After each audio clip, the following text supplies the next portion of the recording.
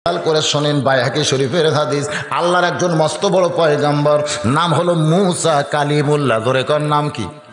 ওই মুসা কালিমুল্লাহ একদিন তুর পর্বতে যাচ্ছিলেন। যাওয়ার সময় দেখে শয়তান রাস্তার বাম পাশে বসে কাঁদতেছে। কে কাঁদতেছে? শয়তান রাস্তার বাম পাশে বসে কাঁদতেছে। আল্লাহ নবী মুসা চমকে গিয়া বলে, শয়তান রে, এমন করে তুমি কেন কাঁদতেছো জানতে চাই। শয়তান বলতেছে, নবীজি, আমি একটু তওবা করে ভালো হব, আমি একটু তওবা করে ভালো হব, আর খারাপই আমি করতে চাই না, আমি এখন তওবা করে ভালো হবার চাই। মুসা নবী চমকে গিয়া বলে, শয়তান রে, তুই যদি তওবা করে ভালো হোস তাহলে তো আর কোনো জ্ঞানজাম থাকবে না। শয়তান বলতেছে, আমি সরাসরি আল্লাহর কাছে যাবার পারতেছি না, এই জন্য তো রাস্তায় আপনারে ধরছি। আপনি যখন তুর পর্বতে আল্লাহর সঙ্গে গল্প করতে যাচ্ছেন, আমার কথা একটু আপনি আল্লাহকে বলবেন। মুসা বলতেছে, শয়তান রে, তোর কথা বলে কোনো লাভ নাই, কারণ তোর তওবা আল্লাহ কবুল করবে না। তারপরেও তুই যখন আমারে ধরলি, অবশ্যই আমি তোর কথা আল্লাহকে বলবো। এই বলে মুসা নবী তুর পর্বতে গিয়া আল্লাহর সঙ্গে গল্প করতে করতে করতে করতে আল্লাহর প্রেমের সাগরে যখন ডুব দেয়, জোরে কোন সুবহানাল্লাহ। আল্লাহর সঙ্গে গল্প যখন বান্দা করে, তখন বান্দাকে আর বান্দার হালতে থাকে নাকি? বান্দা তখন প্রেমের সাগরে ডুব দেয়। যদি আপনারা দেখতে চান তাহলে সকালবেলা এই মাদ্রাসার আঙ্গিনায় এসে আপনারা দেখবেন, ভাই, যখন কোনো বান্দা আল্লাহর কোরআন তেলাওয়াত করে, সে কিন্তু মূলত আমার আল্লাহর সঙ্গেই গল্প ধরে। আমি আমার নিজের চোখে দেখছি। আমার এই কাহালো থানার অনেকগুলো হাফিজি মাদ্রাসার উপদেষ্টার মধ্যে আমার নাম রাখছে। মাঝে মধ্যে মহতামি হাফেজ সাহেব বলে, হুজুর, আপনি যেখানেই যান ওয়াজ করেন না কেন, রাস্তার মধ্যে যদি কোনোদিন সময় থাকে তাহলে আমাদের মাদ্রাসা একটু পরিদর্শন করবেন। এরকম সকালবেলায় ওয়াজ করে যাওয়ার সময় একটা মাদ্রাসা আমার রাস্তার পাশে পড়ে গেল। আমি ড্রাইভারে বললাম, বাবা তুমি একটু ব্রেক করে থাকো, আমি একটু মাদ্রাসায় যাই। আমি যখন মাদ্রাসার ভিতরে গেলাম, গিয়ে দেখি প্রত্যেকটা বাচ্চারা কোরআন শরীফ সামনে নিয়ে ঝুঁকতেছে আর পড়তেছে, ঝুঁকতেছে আর পড়তেছে। আমি হাফেজ সাহেবকে বললাম, এখানে না আসলে তো এই দৃশ্য আমি দেখতে পাইতাম না।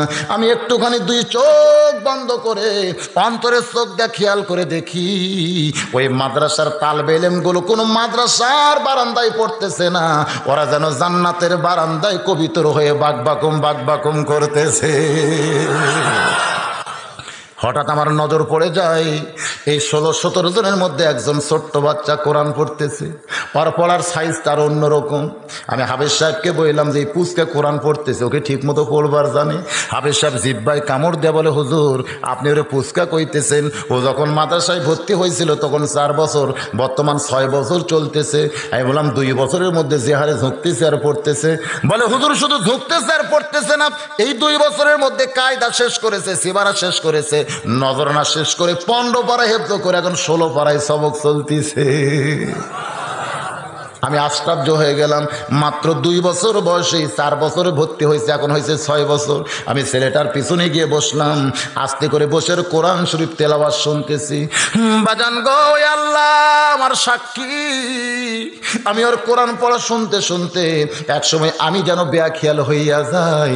আমার নজর করে দেখি ওই বাচ্চা যেন দুনিয়াতে নাই, ও যেন জান্নাতের বাগানি আল্লাহর কোরআন তেলাওয়াত করতেছে। সারা রাত জায়গা। আমি সকালবেলায় মাদ্রাসায় গেছি, এইটা মাদ্রাসার মহতামিমের সহ্য হয়নি যে হুজুর দিনের বেলা ঘুম পড়া বাদ দিয়া যদি পুচকার পিছনে বসে কোরআন পড়া শোনে, হুজুরের ঘুমের ক্ষতি হবে। এই জন্য হাতে একটা পানকি ছিল, এইটা নিয়ে যখন টেবিলের উপরে বাড়ি মারছে, আমি তাকায় দেখি একটা বাড়ি মারাও সারা, ব্রেক করাও সারা। আমি বললাম, হাফেজ সাহেব কি সর্বনাশ করলেন? আমি এমন একটা সাগরের মধ্যে ঢুকে গেছিলাম, এই সাগর থেকে আমার কেন টেনে বের করলেন? বলে, হুজুর, আপনি সারা জায়গা ওয়াজ করেছেন, এখন এভাবেই কি আর বসে থাকলে হয়? আমি ছোট্ট বাচ্চাকে বললাম, বাবা, তুমি যে হারে কোরআন পড়তেছ, তোমার বাপ কি জীবিত আছে? ছেলেটা বলতেছে, আমার আব্বু বাড়িতে আছে, আমার মাও বাড়িতে আছে। তুমি কয়দিন হলে মাদ্রাসায় আইছো? হাফেজ সাহেব বলতেছো হিসাবই ঠিক মতো করতে পারে না। যদি বলে 1 মাস তাহলে বুঝবেন 20 দিন হয়েছে, যদি বলে 20 দিন তাহলে বুঝবেন 1 মাস পার হয়ে গেছে। ও এখন পর্যন্ত সংখ্যার হিসাব জানে না, কিন্তু 15 পারা কোরআন হেফজ করছে। জোরে কোন সুবহানাল্লাহ। তবে আমি বলতে যে হুজুর 1 মাস 2 দিন হয়ে গেছে, এর মধ্যে 3 দিন ওর বাপ আইছে। ওর বাপ বলে চ তোর মা কাঁদতেছে। ও বলে আমি কোরআন পড়া ছাড়া যাব না। আমি ছেলেটারে বললাম বাজান, যেই বয়সে বাবার কাছে মিষ্টি খাবে, যেই বয়সে মায়ের কাছে বায়না ধরবা, সেই বয়সে বাপ মাকে বাদ দিয়ে আল্লাহর কোরআনের মহব্বতে তুমি পাগল হইছো। তোমার কি বাপ মার কথা মনে হয় না? ছেলেটা আমার চেহারার দিকে তাকায় কি যেন বলতে চাই, ওর মাথা আমার বুকের মধ্যে নিলাম, দেখে ফোঁপায় ফোঁপায় কাঁদতেছে। এক সময় হাঁটু গেড়ে বসে ওর চোখের পানি দিকে বললাম, ব্যাটারি এমন করে কেন কাঁদতেছিস? ও যেন আমারে বলতে চাই, হুজুর আল্লাহর কোরআনের মহব্বত যখন কারো কলিজার মধ্যে ঢুকে যায়, তখন দুনিয়ার বাপ মা কেন, গোটা দুনিয়ায় আল্লাহ তার কাছ থেকে কাইরা নেয়। আল্লাহর পয়গম্বর মুসা নবী ওই তুর পর্বতে গিয়া আল্লাহর সঙ্গে গল্প করতে করতে করতে করতে আল্লাহর মধ্যে যখন বিলীন হয়ে গেছে, এক সময় গল্প করা শেষ হইলে মুসা নবী যখন চলে আসতেছে, আল্লাহ ডাকতে বলে, মুসা রে তুমি কি আর কিছুই বলবো না? মুসা বলতেছে, আল্লাহ আমার যা বলার ছিল সব তো বলা শেষ, আর তো কিছুই বলার নাই। আমার আল্লাহ ডাকতে বলে, মুসা রে তুমি কি আর কিছুই বলবো না? মুসা বলতেছে, আল্লাহ তুমি এত পেঁয়াজ করো কেন? আমার তো বলার কিছুই নাই। আল্লাহ বলে, মুসা রে তাহলে শয়তানের খবর আমারে কে দিবে? মুসা চমকে দিয়ে বলে, আল্লাহ ওই শয়তানের কথা তো আমার মনেই নাই। আল্লাহ বলে, এইটাই তো শয়তান ভুল করছে, যার মনে থাকে না তারে ধরছে, আর যে কোনোদিন ভুলবে না ধরতে হবে তাকে। যারে মনে থাকে না তারই ধরছে। মুসা নবীর মনে আছে, তারে ধরছে, কিন্তু ধরতে হবে তাকে, যে কোনোদিন ভুলবে না। আমার আল্লাহ ডাকতে বলে, মুসা রে দুনিয়ার সবাই সবাইকে ভুলতে পারে, কিন্তু আমি আল্লাহ কোনোদিন কাউরে ভুলি না। যে কোনোদিন কাউরে ভোলে না তার নাম কি?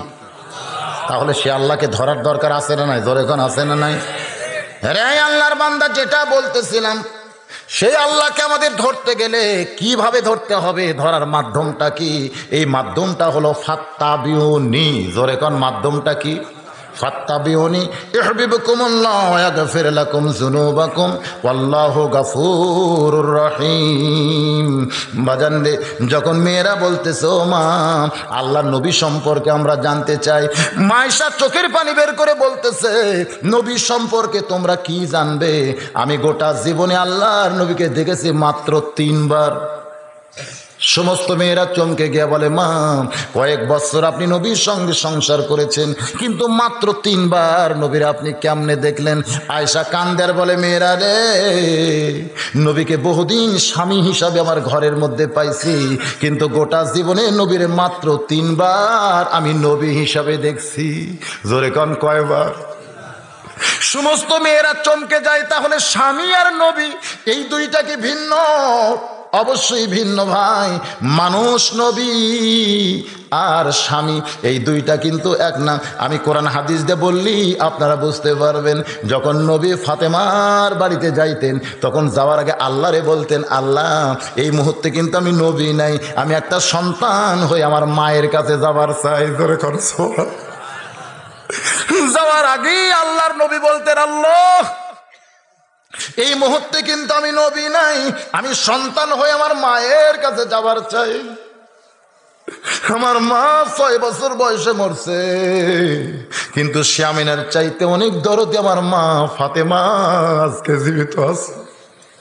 আমি কিন্তু আমার মায়ের কাছে যাচ্ছি। আল্লাহ এখন যেন আমার হাবিবুল্লাহ নবী বলে ডিস্টার্ব করেন না, আমি সন্তান হয়ে আমার মায়ের কাছে যাবার চাই। আল্লাহ বলতেছে, দোস্ত রে আমার কোনো আপত্তি নাই। এবার নবী আমার সন্তান হইয়া ফাতেমার বাড়ির দরজায় গিয়া ডাক দিছে, মা ও মা ফাতেমা, আমি তোর সন্তান হয়ে দরজায় দাঁড়াইছি, মা একটু তাড়াতাড়ি দরজা খুলে দে, আমি আমার মায়ের মুখটা দেখতে চাই। ফাতেমার দরজায় এসে ফোঁপায় ফোঁপায় কাঁদতেছি। আল্লাহর নবী বলে, মা এমন করে তুই কেন কাঁদতেছিস? মা তুই কেন কাঁদতেছিস? ফাতেমা বলে, বাবা আমার দেহের মধ্যে এমন একটা কাপড় আছে, যে কাপড় অর্ধেক দেহ ঢাকছে, অর্ধেক এখনো বের হয়ে আছে। আপনি আমার দরজায় দাঁড়িয়ে আছেন, দরজা আমি কেমনি খুলবো বাবা, বরং এখান থেকে আপনি ফিরে যান। আল্লাহর নবী বলে, মা হইয়া সন্তানকে কোনোদিন ফিরায় না, একটু দরজা খুলে দে মা, আমি তোরে দেখতে চাই। ফাতেমা খালি কান্দার বলে, বাবা আপনি কি বুঝতে পারতেছেন না এই কাপড় পরে আমি কেমনি দরজা খুলে দিব। সঙ্গে সঙ্গে নবী আমার এক টানে মাথার পাগড়ি খুলেছে, জানলার কাছে ধরে বলতেছে, মা এই পাগড়িখানা নিয়ে পাগড়ি পরে তুই দরজা খুলে দে মা। আমার আল্লাহ ডাকতে বলে, হাবিব, যার জুতার পরশে আল্লাহর আরশ ধন্য হয়ে যায় সেই পাগড়ি কি দুনিয়ার কোনো মানুষ পরতে পারে? নবী কান্দার বলে, আল্লাহ এখন আপনাকে আমাকে নবী হিসাবে দেখতেছেন, আমি নবী না আল্লাহ, আমি একজন সন্তান হয়ে আমার মায়ের দরজায় দাঁড়িয়ে আছি, আমার মায়ের পরনের জন্য আমার মাথার পাগড়ি খুলে দিয়েছি। ও মা, আমার মাথার পাগড়ি পরে তুই আমার জন্য দরজা খুলে দে মা। নবী কিন্তু আর নবী নাই, একটা সন্তান হয়ে যখন পাগড়ি জানলা দিয়ে দেয়, ওই পাগড়ি পরে ফাতেমা যখন দরজা খুলেছে, সঙ্গে সঙ্গে নবী আমার জুব্বাখানা উপর দিকে উঠাইছে। ফাতেমা তাকায় দেখে ক্ষুধার জ্বালায় নবী পেটে পাথর বেঁধেছে। ফাতেমা কান্দের বলে, বাবা আজকে 3 দিন হলে আপনার মায়ের বাড়িতে কোনো পাকশিক নাই, আপনি কেন সেই বাড়িতে ক্ষুধা নিয়ে আইলেন? আপনার মেয়ে উম্মে কুলসুমা কত ধনী, তার স্বামী হলো মক্কা মদিনার সবচাইতে ওসমান গনি, আপনি সেই মেয়ের বাদ দিয়া এই গরিব মেয়ের বাড়িতে কেন আসেন বাবা? নবী কান্দের বলে, কুলসুম আমার মেয়ে, এই জন্য আমি যাই না রে, কিন্তু ফাতেমা হলো আমার মা, এই জন্য আমি আইছি, দে তোর ডান হাতখানা দে। সঙ্গে সঙ্গে মা ফাতেমা যখন ডান হাতখানা দেয়, এমন সময় নবী আমার চুমা দিয়ে বলে, আল্লাহ আমার মায়ের হাতের মধ্যে এমন স্বাদ আগে জানতাম না। জোরে সরে বলেন সুবহানাল্লাহ। বাজান রে, সবসময় নবী আমার থাকতেন না। নবী যখন রাস্তা দিয়ে যাইতেন, যাওয়ার সময় দেখে হাসান হোসেন দুইজনই কাঁদতেছে। হোসেন খাড়া হয়ে দাঁড়ায়, হাসান দাঁড়ায় দাঁড়ায় কান্দে, হোসেন গড়ায় গড়ায় কান্দে। এমন নবী কিন্তু নবী নাই, নানা হয়ে দুই ভাইয়ের সঙ্গে খেলা করেছে, যা ইতিহাসের মধ্যে পাওয়া যায়। আল্লাহ ডাকতে বলে, হাবিবুল্লাহ কি হচ্ছে? নবী বলতেছে, আল্লাহ এ সময় আমার এই নবী হিসাবে দেখবেন না, আপনি দেখেন 2টা নাতি আর একটা নানা। জোরে কান সুবহানাল্লাহ। এখন আমি নানা হিসাবে আমার নাতির সঙ্গে খেলতে চাই, আপনি কি কিছুই বুঝেন না? আল্লাহ জোরে কান সুবহানাল্লাহ। এই জন্য আয়েশা বলে, রে মহিলারা, আমার নবীকে গোটা জীবনে আমি মাত্র 3 বার দেখেছি, আর যতবার দেখেছি আমার স্বামী হিসাবে দেখেছি, আমার স্বামীর সঙ্গে আমি রাগারাগি করছি, কিন্তু নবী হিসাবে যেদিন প্রথম দেখলাম সেদিন ছিল গভীর রাত। আল্লাহর নবী আমার বুকের মধ্যে মাথা দিয়ে ঘুমাইতেছে। এক সময় নবীর চেহারার দিকে তাকায়া আমার বড় মায়া হইল। জন্মের আগে যার বাপ দুনিয়া থেকে বিদায় হয়েছে, 6 বছর বয়সে যেই নবীর মা মারা গেছে, আজকে সেই নবী আমার বুকের মধ্যে মাথা দিয়ে ঘুমাইতেছে। হঠাৎ মনের মধ্যে এমন দয়া হয়, ফজর আজান যখন বেলাল দিবে, ওই সময় নবী আমার জুব্বা পরে মসজিদে নামাজ পড়াতে যাবে, কিন্তু যেই জুব্বা নবী আমার পড়বে সেই জুব্বার কয়েক জায়গা ছিঁড়ে গেছে। এই গভীর রাত্রে নবী আমার ঘুম পাড়তেছে, এই সুযোগে নবীর জুব্বাখানা আমি সেলাই করতে চাই। আয়েশা কান্দার বলে, রে মেয়েরা রে শোনো, গভীর রাত্রে নবীর কাছ থেকে উঠে গিয়া আমি নবীর জুব্বাখানা অন্ধকারে হাতে নিলাম। আমি সুতা আগেই জোগাড় করে রাখছিলাম, কিন্তু এখন বিপদ ঘটে গেল। যখন বাতির কাছে গেলাম, আমি বাতি হাতে নিয়ে দেখি বাতি আছে, কিন্তু 1 ফোঁটাও তেল নাই। আয়েশা কান্দার বলে, মেয়েরা রে, আমি তখন আমার আল্লাহকে বললাম, আল্লাহ আমার নবী যদি চাইতো আপনি গোটা দুনিয়া দিয়া দিতেন, কিন্তু নবী চাইনি বলে বাতির তেল কেউ আপনি দিবেন না। আজকে নবীর জুব্বা আমি সেলাই করতে চাইছিলাম গভীর রাত্রে, কিন্তু তেল যদি না থাকে তাহলে আলো না হলে আর সেলাই করতে পারবো না। এই বলে আয়েশা যখন ফোঁপায় ফোঁপায় কাঁদতেছে, আয়েশা বলে, মেয়েরা রে, ওই দিন আমার নবীর আমি প্রথম দেখেছি। নবী আমার আস্তে করে কাঁধ ঘুরে তার ডান হাতখানা কপালের উপর দিয়ে যখন চোষণ মারছে, ওই আল্লাহর শপথ করে বলতেছি, ওই কপালের ভিতর থেকে এমন একটা আলো প্রকাশ পায়, যে আলো দিয়া গোটা অন্ধকার দূর হইয়া যায়। কাঁপতে কাঁপতে আমার হাতের সুরটা যখন মাটিতে পড়ে যায়, আমি তাকায় দেখি আয়েশা সুইখান আমি দেখতে পাই। সেই দিনে প্রথম দেখেছি আমার নবীকে, এরপর আরো 2 বার আমি আমার নবীরে দেখেছি। মহিলারা কান্দের বলে, মা আপনার কাছ থেকে নবী দেখার ঘটনাগুলো আমরা শুনতে চাই। এবার চলে আসতেছি খাদিজার কাছে। খাদিজা বলতেছে, রে নেতারা, তোমরা বলো তো আমার চেহারা ভালো না আব্দুল্লাহর ইতিম পোলার চেহারা ভালো? সমস্ত নেতারা নবীর দিকে তাকায় আছে, কিন্তু চেহারা ফেরাবার পারতেছে না। খাদিজা বলতেছে, নেতারা তোমরা কি বোবা হয়ে গেলা? আমার 2 নম্বর প্রশ্নের উত্তর তোমাদের দিতে হবে। তোমরাই বলো আমার চেহারা ভালো না আব্দুল্লাহর ইতিম পোলার চেহারা ভালো? সমস্ত নেতারা চমকে উঠে বলতেছে, খাদিজা সত্য কথা যদি বলতে হয় তাহলে শুধু খাদিজা না, এমন চেহারার মানুষ পৃথিবীতে কোনোদিন আর আসবে না। কাফের নেতারাও পর্যন্ত বলেছে সত্য যদি বলতে হয় শুধু খাদিজা না, এমন সুন্দর মানুষ পৃথিবীতে কোনোদিন আর আসবে না। খাদিজা বলতেছে, তাহলে এখন বলো তো আমার মতন কম সুন্দরী একটা মেয়ে সুন্দর একটা যুবককে স্বামী হিসাবে পাইছে, এদিক দিয়ে আব্দুল্লাহর ইতিম পোলা জিতেছে না আমি জিতেছি? সমস্ত নেতারা বলতেছে এদিক দিয়েই তো খাদিজাই জিতে গেছে। খাদিজা বলতেছে, রে নেতারা তোমাদের কাছে আমার 3 নম্বর প্রশ্ন হলো, আমার বয়স বেশি না আব্দুল্লাহর ইতিম পোলার বয়স বেশি? সমস্ত নেতারা বলতেছে আপনার বয়স হলো 40 বছর আর আব্দুল্লাহর ইতিম পোলার বয়স হলো 25 বছর। তাহলে এখন তোমরাই বলো আমার মতন 40 বছরের একটা বিধবা নারী 25 বছরের একটা তরতারা যুবককে স্বামী হিসাবে পাইছি, এদিক দিয়ে আমি ঠকেছি না আব্দুল্লাহর ইতিম পোলা ঠকেছে? সমস্ত নেতারা বলতেছে এই দিক দিয়ে তো খাদিজাও জিতে গেছে। খাদিজা বলতেছে যদি বংশের দিক দিয়ে আমি জিতি, চেহারার দিক দিয়ে আমি ভালো স্বামী পাইয়া জিতি, আর বয়সের দিক দিয়ে যুবক একটা স্বামী পাইয়া যদি আমি জিতে যাই, তাহলে তোমরা কেন বাহিরে বলা বলি করো খাদিজা বিয়ে করে ঠকে গেছে, খাদিজা বিয়ে করে ঠকে গেছে? তোমরা তদন্ত না করে এই মিথ্যা কথাটা কেমনে বলো? সমস্ত নেতারা বলতে যে খাদিজা আমরা যেইটা প্রথমে খেয়াল করেছি সেইটা হলো খাদিজা মক্কার মধ্যে সবচাইতে ধনবতী রমণী, একটা অনাথ এতিমরে বিয়ে করেছে, এই গরিবরে বিয়ে করার জন্যই খাদিজা ঠকে গেছে। খাদিজা বলতেছে এইটা যদি তোমাদের সকার একটা মানতন্ত্র হয়, এইটা যদি তোমাদের দাড়ি পাল্লা হয়, তাহলে তোমরা শুনে নাও খাদিজার যত সম্পদ আছে ওই আল্লাহকে সাক্ষী করে আজকে সমস্ত সম্পদ আব্দুল্লাহর ইতিম পোলার পায়ে দিয়া দিলাম। জোরে সরে বলি সুবহানাল্লাহ। বাজান গো 25 বছর থেকে এক টানে নিয়ে গেলাম নবীর 37 বছর। খুব খেয়াল করে শুনবেন, কারণ কুল ইন কুনতুম তুহিব্বুনাল্লাহ ফাত্তাবিউনি, এইটা যদি আমরা বুঝতে চাই আমার নবীকে জানতে হবে। জোরে কোন ঠিক কিনা ভাই? নবীর বয়স যখন 37 বছর, ওই সময় নবী কিন্তু খাদিজাতুল কুবরার কাছে আর বেশি সময় দিতেন না। ওই সময় নবী একটা নির্জন জায়গা বেছে নিয়েছিলেন, সেই জায়গার নাম হলো হীরা গুহা। জোরে কোন কি গুহা? ওই হীরা গুহার মধ্যে নবী আমার 3টা বছর কাটাইলেন একাধারে। ওই 3 বছরের শেষ বছর 40-এ নবী যখন পা দিলেন, এমন সময় আমার আল্লাহ ডাক দিয়ে বললেন জিব্রাইল যা রে জিব্রাইল যা, এই লহে মাহফুজ থেকে আল্লাহর কোরআনের কয়েকটা আয়াত নিয়া আমার দোস্তের কাছে যা। ফেরেশতা জিব্রাইল আল্লাহর কোরআনের কয়েকটা আয়াত নিয়ে আইলাম হীরা গুহায়। খুব খেয়াল করে শুনতে হবে, ফেরেশতা জিব্রাইল আল্লাহর কোরআনের কয়েকটা আয়াত নিয়ে আসলেন হীরা গুহায়। একটু দূরে থেকে ফেরেশতা জিব্রাইল ওই গুহার ভিতরে তাকায় দেখতেছে। শুধু 2 চোখ দিয়ে জিব্রাইল দেখতেছে না, অন্তরের চক্ষু দিয়া জিব্রাইল দেখতে পায় আইলাম আল্লাহর কাছ থেকে নবীর কাছে হীরা গুহায়।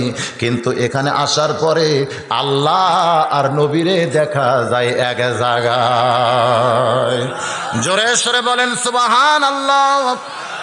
জিব্রাইল যখন আল্লাহর নবীকে দেখেছে আল্লাহর সঙ্গে এক জায়গায়, ওই সময় কিন্তু নবী এমন একটা সাগরের মধ্যে ডুব মারছিলেন, যেই সাগরটা প্রত্যেকটা আল্লাহর বান্দার বাম স্তনের 2 আঙ্গুল নিচে বিরাজ করতেছে। ডুব দিলে ডুবারও হবে, মণিমুক্তা খুঁজে পাবে, পুরা হইবে মনস্কাম, বাম স্তনের 2 আঙ্গুল নিচে তোমার কলব সাগরের মোকাম। সুবহানাল্লাহ বলেন। এই হীরা গুহার মধ্যে আল্লাহর নবী কলবের সাগরের মধ্যে ডুব দিয়েছেন। বাজানগো যেইটা আল্লাহর ওলির পথে পাওয়া যায়, অনেকে বলে এগুলো আল্লাহর ওলিরা পায় কোথায়? ফেরেশতা জিব্রাইল আল্লাহর নবীকে সালাম দিয়া ডাক দিয়া বললেন ইকরা। খুব খেয়াল করবেন, সর্বপ্রথম যে শব্দটা দুনিয়াতে কোরআনের জন্য নাজিল হয়েছে সেই শব্দের নাম কি? আরো জোরে কান কি? ইকরা। ইকরা মানে কি? আপনারা আমার সামনে যারা বসে আছেন আরবি বুঝতেছেন না, আমি বাংলাটা বলি। একরা মানে পড়ো। একরা মানে কি? পড়ো। নবী কিন্তু পড়লেন না, কারণ যখন বলতেছে পড়ো, কি পড়বো? বাংলা, অঙ্ক, ইংরেজি, ইতিহাস, কি পড়বেন? হ্যাঁ, কিন্তু বাংলার মানুষ তো সেইটা বুঝতেছে না। বাংলার মানুষ তো এইটা বুঝতেছে না। আজকে সন্তান হওয়ার পরেই আমরা সন্তানকে কি পড়াবো চিন্তায় পড়ে যায়। মা বলে আমার ছেলে ডাক্তার হবে, ছেলে বলে না আমার ছেলে ইঞ্জিনিয়ার হবে। স্বামী স্ত্রী দুইজন মিলে লাগছে ছোট বাচ্চারে নিয়ে, বাপ কয় ইঞ্জিনিয়ার বানাবো, মা কয় ডাক্তার বানাবো। হ্যাঁ পড়বেন, সবই পড়বেন, কিন্তু সব পড়া তো আল্লাহ কোরআনে বলে নাই। খুব খেয়াল করে শুনতে হবে। আল্লাহর ফেরেশতা জিবরাইল যখন বললেন পড়ো, নবী কিন্তু বলেছেন পড়বো না, পড়বো না, পড়বো না। জিবরাইল বলেছেন বিইসমি রব্বিকাল্লাযী খলাক। দুনিয়ার সাধারণ কোনো পড়া না, যেই পড়ার মধ্যে আমার আল্লাহ আছে সেই পড়াটাই পড়তে হবে। জোরে কোন ঠিক কিনা? এই কোরআনের মাদ্রাসার মাহফিলে এসে এই জিনিসটা আপনাদের খেয়াল করে শুনতে হবে ভাই। আমি কিন্তু বাংলা, ইংরেজি, অঙ্ক এগুলো পড়তে নিষেধ করি নাই, কিন্তু ফরজ হলো আল্লাহর কোরআন শরীফ পড়া, অন্যগুলো হলো নফল পড়া। জোরে কোন কি পড়া? ফরজ তরক করা আর নফল তরক করা। নফল তরক করলে কোনো গুনাহ হবে না, কিন্তু ফরজ তরক করলে কবিরা গুনাহ হবে। জোরে কোন ঠিক কি না? আল্লাহর কোরআন শিক্ষা করা কি সুন্নত না নফল? জোরে কোন সুন্নত না নফল? তাহলে যে সমস্ত আল্লাহর বান্দা আজকের এই মাহফিলে এসেছেন, আমি কিন্তু ওয়াজ করতেছি ফাত্তা বিউনি, খুব খেয়াল করে শুনতে হবে। ফেরেশতা জিবরাইল বলেন ইকরা, নবী কিন্তু বলেছেন পড়বো না। যখন বলেছে বিইসমি রব্বিকাল্লাযী খলাক, তখন কিন্তু নবীর পড়তে আর কোনো আপত্তি নাই। তার মানে বোঝা গেল আল্লাহ নবী দুনিয়ার কোনো কিছু পড়ে নাই, নবী যা কিছু পড়েছেন নবীর শিক্ষক হলেন আল্লাহ। জোরে কোন শিক্ষককে? আজকে সেই কোরআনের মাহফিলে আমরা এসেছি। এই কোরআন সম্পর্কে আমাদের যত কিঞ্চিত জানার দরকার আছে না নাই? আমি ছোট্ট একটা দৃষ্টান্ত যদি আপনাদের দেই, কোনো ধনী মানুষ পৌষ মাসে যদি একটা গরিব মানুষকে ডাক দেয়া বলে ভাই পৌষ মাসের মাগরিব, এশার, ফজরের নামাজের ওযু করতে আমার বড় কষ্ট হয়, তবে নামাজ পড়তে আমার কোনো কষ্ট হয় না। এই 3 ওয়াক্ত নামাজের 1 মাস যদি তুমি ওযু করে দাও, মাস গেলে তোমাকে 1000 টাকা বেতন দেব। তুমি কি পারবে আমার 3 ওয়াক্ত নামাজের ওযু করে দিতে? গরিব বলতে শুধু তোমার একলা না, আরো 10টা ধনী যদি এই চুক্তি আমারে দিত, আমার কামাই ভালোই হইতো। আমার কথা কি বুঝতে পারছেন? সেদিন থেকে গরিব 2 বার ওযু করে, আর ধনী লোকটা ওযু ছাড়ায় নামাজ পড়ে। একদিন এক লোক দেখতেছে গরিব 2 বার মাগরিবের নামাজ ওযু করতেছে। জিজ্ঞাসা করে ভাই তুমি 2 বার ওযু করলে কেন? বলে প্রথমটা করছে আমার, আর দ্বিতীয়টা করছে এই ধনী ব্যক্তির। ধনী ব্যক্তি মাস গেলে আমার 1000 টাকা বেতন দিবে, এই বেতনের আশায় আমার ওযু করতেছি, ধনীর ওযু করতেছি, আর ধনী লোকটা ওযু ছাড়ায় নামাজ পড়তেছে। আপনারা বলেন তো ধনী লোকটার কি নামাজ হবে? কারণ নামাজ পড়ার জন্য ওযু করা যে এরকম শর্ত, আল্লাহর কোরআন শিক্ষা করা, ঈমান রক্ষা করার ব্যাপারে সেই রকম শর্ত। আমার ঈমানকে যদি আমি রক্ষা করতে চাই, আল্লাহর কোরআন শিক্ষা করা ছাড়া কোনো গতি। এই কথা কি আপনারা মানেন না খালি মুখে মুখে? বাজানগো, নবী আমার কোরআনের কয়েকটা আয়াত পাইলেন, 40 বছর পরে নবী আমার ফিরে আইলেন। হালিম খাদিজাতুল কুবরার কাছে নবী আমার কাঁদতেছিলেন, শুধু কাঁপতেছিলেন, চোখ দিয়ে পানি পড়তেছে। খাদিজা বলে কাঁপেন কেন? এরকম পানি চোখ দিয়ে বের হলো কেন? নবী কান্দের বলে খাদিজা বিশাল একটা দায়িত্ব আল্লাহ আমারে দিছে কোরআন দিয়া। জোরে কোন কি দিয়া? কারণ এতদিন নবী কিসের উপরে দাওয়াত দিবেন, কোন দলিলে দাওয়াত দিবেন? নবীর কাছে কোনো দাওয়াতের দলিল ছিল না। আল্লাহর কোরআন নাজিল করে তিনি দাওয়াতের দলিল পাইলেন খাদিজার কাছ থেকে। বাজানগো, নবী আমার দাওয়াতের কাজে বের হইলেন। খুব খেয়াল করে শোনেন, নবী যখন দাওয়াতের কাজে বের হবেন, পিছন দিক থেকে খাদিজাতুল কুবরা বলতেছে নবী গো আপনি চিন্তা করবেন না, আপনি চিন্তা করবেন না। নবী বলেন খাদিজারে আমার মাথায় বহু চিন্তা। যেই মক্কার লোকেরা হাজার হাজার আল্লাহকে মানে, সমস্ত আল্লাহকে বাদ দিয়া লা ইলাহা ইল্লাল্লাহ একমাত্র আল্লাহর দাওয়াত দেওয়া, এই দাওয়াত কি মক্কার লোকেরা গ্রহণ করবে? এরকম নানা চিন্তার মধ্যে নবী আমার ভুগতেছে। বাজানগো, খাদিজাতুল কুবরা পিছন দিক থেকে বলে ইয়া রাসূলুল্লাহ আপনার সঙ্গে আল্লাহ আছে। জোরে কোন কে আছে? আপনার কোনো টেনশন নাই। তখনও কিন্তু খাদিজা ঈমান গ্রহণ করেনি, শুধু নবীকে এরকম সাহস যোগাইতেছে। নবী আমার সকালবেলায় খুব সকালে খেয়াল করেন, ফজরের নামাজ তখনও হয়নি বাজান, নামাজ কিন্তু একটু পরে ফরজ হয়েছে। সকালবেলায় নবী আমার দাওয়াত নিয়ে যখন দরজা খুলেছেন, এমন সময় দেখতে পাই 7 বছর 9 মাস বয়সের একটা ছোট্ট বাচ্চা সামনে দাঁড়াইছে। আল্লাহ নবী চমকে বলে, আলী রে, এই মুহূর্তে তোরে খাবার দিবার পারবো না, তুই 2খানা হাত বাড়াইছিস কেন? আমার পকেটে কোনো খাওয়া নাই। আলী কান্দের বলে, নবীজি আপনার কাছে বুঝি আমি সবসময় খাবার চাই? আপনি বলেন তো আমি কি কোনোদিন খাবার চাইছি? আমার যখন খিদা লাগে তখন আপনার সামনে দাঁড়াই, আমার মুখের দিকে তাকায় বলেন ওই জায়গায় খাবার আছে, আমি দৌড়ে গিয়া খাই। যদি আপনি খাবার কথা না বলেন, আমি সারা রাত না খাইয়া ঘুমাই, কোনোদিন তো খাওয়ার জন্য বায়না ধরি নাই। আল্লাহ নবী বলে, আলী তাহলে আজকে কেন তুই হাত বাড়ায় তুই পট আটকে দিলে? ছোট্ট বাচ্চা আলী বলতেছে, নবীজি আপনার ঘরের মধ্যে যখন গল্প করতেছিলেন তখন আমি শুনতে পেয়েছি আপনি কি দাওয়াতের কাজেই বের হচ্ছেন, তাহলে সর্বপ্রথম আমাকে দিয়াই আপনি কাজটা শুরু করে। তারিখ ইবনে হিশামের মধ্যে আছে, আল্লাহর নবী খুশি হয়ে বলেছেন, রে দুনিয়ার মানুষেরা শুনে নাও, সবাইকে দাওয়াত দেওয়ার পরে দিন গ্রহণ করেছে, কিন্তু আমার আলীকে দাওয়াত দেওয়ার আগে আমার আলী দিন আমার কাছ থেকে চেয়েছে। এই জন্য নবী বলেন, ইমানের দিক দিয়ে আমার আলীকে ড্যাঙ্গানোর মতন কোনো মানুষ পৃথিবীতে নাই। নবী বলেছেন, নামাজের দিক দিয়ে আমার আলীকে ড্যাঙ্গায় যাবে এমন কোনো মানুষ কিয়ামত পর্যন্ত হবে না। আল্লাহ নবী বলেছেন, দাওয়াতের দিক দিয়ে আমার আলীকে ড্যাঙ্গায় যাবে এমন কোনো মানুষ কিয়ামত পর্যন্ত হবে না। আল্লাহ নবী বলেছেন, জিহাদের দিক দিয়ে আমার আলীকে ড্যাঙ্গায় যাবে এমন মানুষ কিয়ামত পর্যন্ত কোনোদিন হবে না। জোরে সোরে কন্যা সুবহানাল্লাহ।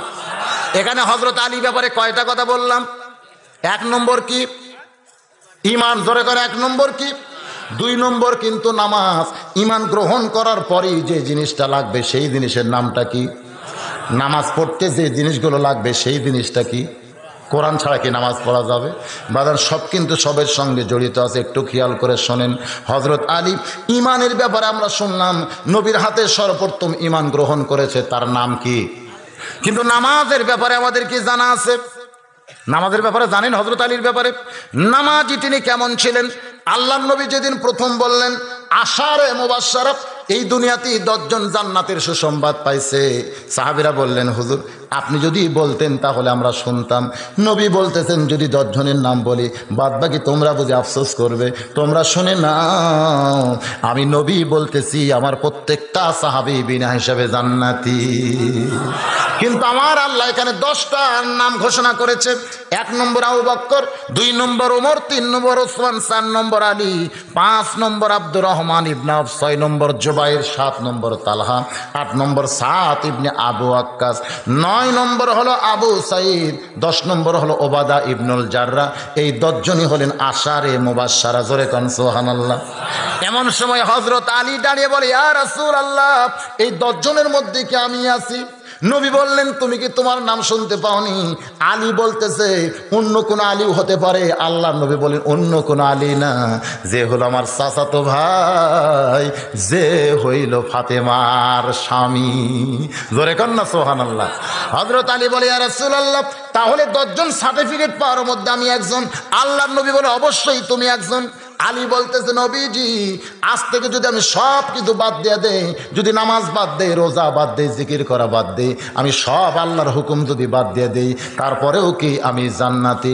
আল্লাহর নবী বলেন, আলী রে, আল্লাহ যেইটা ঘোষণা করেছে তুমি সব কিছু বাদ দিলেও আল্লাহ তোমাকে জান্নাত থেকে বাদ দিবে না। জোরে করে সুবহানাল্লাহ। তুমি সব কিছু বাদ দিলেও আল্লাহ তোমাকে জান্নাত থেকে বাদ দিবে না। আলী বলতেছে, নবীজি একসঙ্গে কি আর সব বাদ দেওয়া যায়? আজ থেকে আমি আর ফজরের নামাজ পড়বো না, একে একে বাদ দিই। আজ থেকে আমি আর ফজরের নামাজ পড়বো না। হযরত আলী এশার নামাজের পরে নবীর সামনে হাঁটু গেড়ে বসে বলতেছে, নবীজি আর ফজরের নামাজে কিন্তু আমি আসবো না। নবী মুস্কি হাসি দিয়ে বললেন, ঠিক আছে, না আসলেও তুমি জান্নাতি। জোরে কান সুবহানাল্লাহ। হযরত আলী নবীর কাছে মসজিদে নববীতে ফজরের নামাজ পড়বে না, এই স্বীকারোক্তি দিয়া বাড়ির মধ্যে ঢুকিয়ে ডাক দিছে, ও হাসান হোসেনের মা। ফাতেমা বলতেছে, স্বামীরে এমন করে কেন ডাকতেছেন? বলে, বেলাল যখন আজান দেবে ফজরের, খবরদার যেন আমারে ডাক দিও না। ফাতেমা খালি মুচকি মুচকি হাসতেছে। সুবহানাল্লাহ। হযরত আলী বলে, হাসো কেন? আমি যেইটা বলতেছি তুমি কি বিশ্বাস করতেছো না? আজ থেকে কিন্তু আমি আর ফজরের নামাজ পড়বো না। ফাতেমা বলতেছে, ঠিক আছে পড়বেন না, তাতে আবার কি? বলে, আমার যেন ভুল করে ডাক দিও না, কারণ হযরত বেলাল যদি আজান দেয় আর তুমি যদি আমারে ডাক দাও, আমার ঘুমের ক্ষতি হবে। ফাতেমা খালি মুচকি মুচকি হাসতেছে আর মনে মনে ভাবতেছে, আজ পর্যন্ত কোনো দিন আপনারে ডাক দেওয়া লাগলো না, আজকে আবার ডাকের প্রশ্ন কেন উঠতেছে?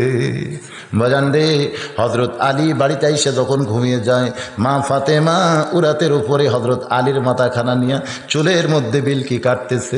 আলী চোখের পানি বের করে বলে, ফাতেমা তুমি কি জানো না তুমি জান্নাতি নারীদের নেত্রী হবে? তারপরেও ঘুম জায়গা স্বামীর এমন খেদমত কেন করো জানতে চাই। ফাতেমা মুচকি মুচকি হাসে বলে, স্বামী গো, আপনি যদি শুধু হাসান হোসেনের বাপ হইতেন তাহলে আমি কিছুই মনে করতাম না, কিন্তু বাবা যেদিন বলেছে ফাতেমা আমার আলীর সঙ্গে কোনোদিন বেয়াদবি করবি না। ফাতেমা কান্দের বলে, বাবা এ কথা কেন বলতেছেন জানতে চাই। নবী বলেন, ফাতেমা রে, কার দিয়া বলে, আল্লাহু আকবার। ও দরদি আল্লাহ, আপনার বান্দা সুবহের মধ্যে সবচাইতে পছন্দনীয় যুবক বান্দা আমার ফাতেমার জন্য কবুল করেছেন কে গো আল্লাহ জানতে চাই। বলে, সেইটা হলো আপনার আলী, সেইটা হলো আমার আলী।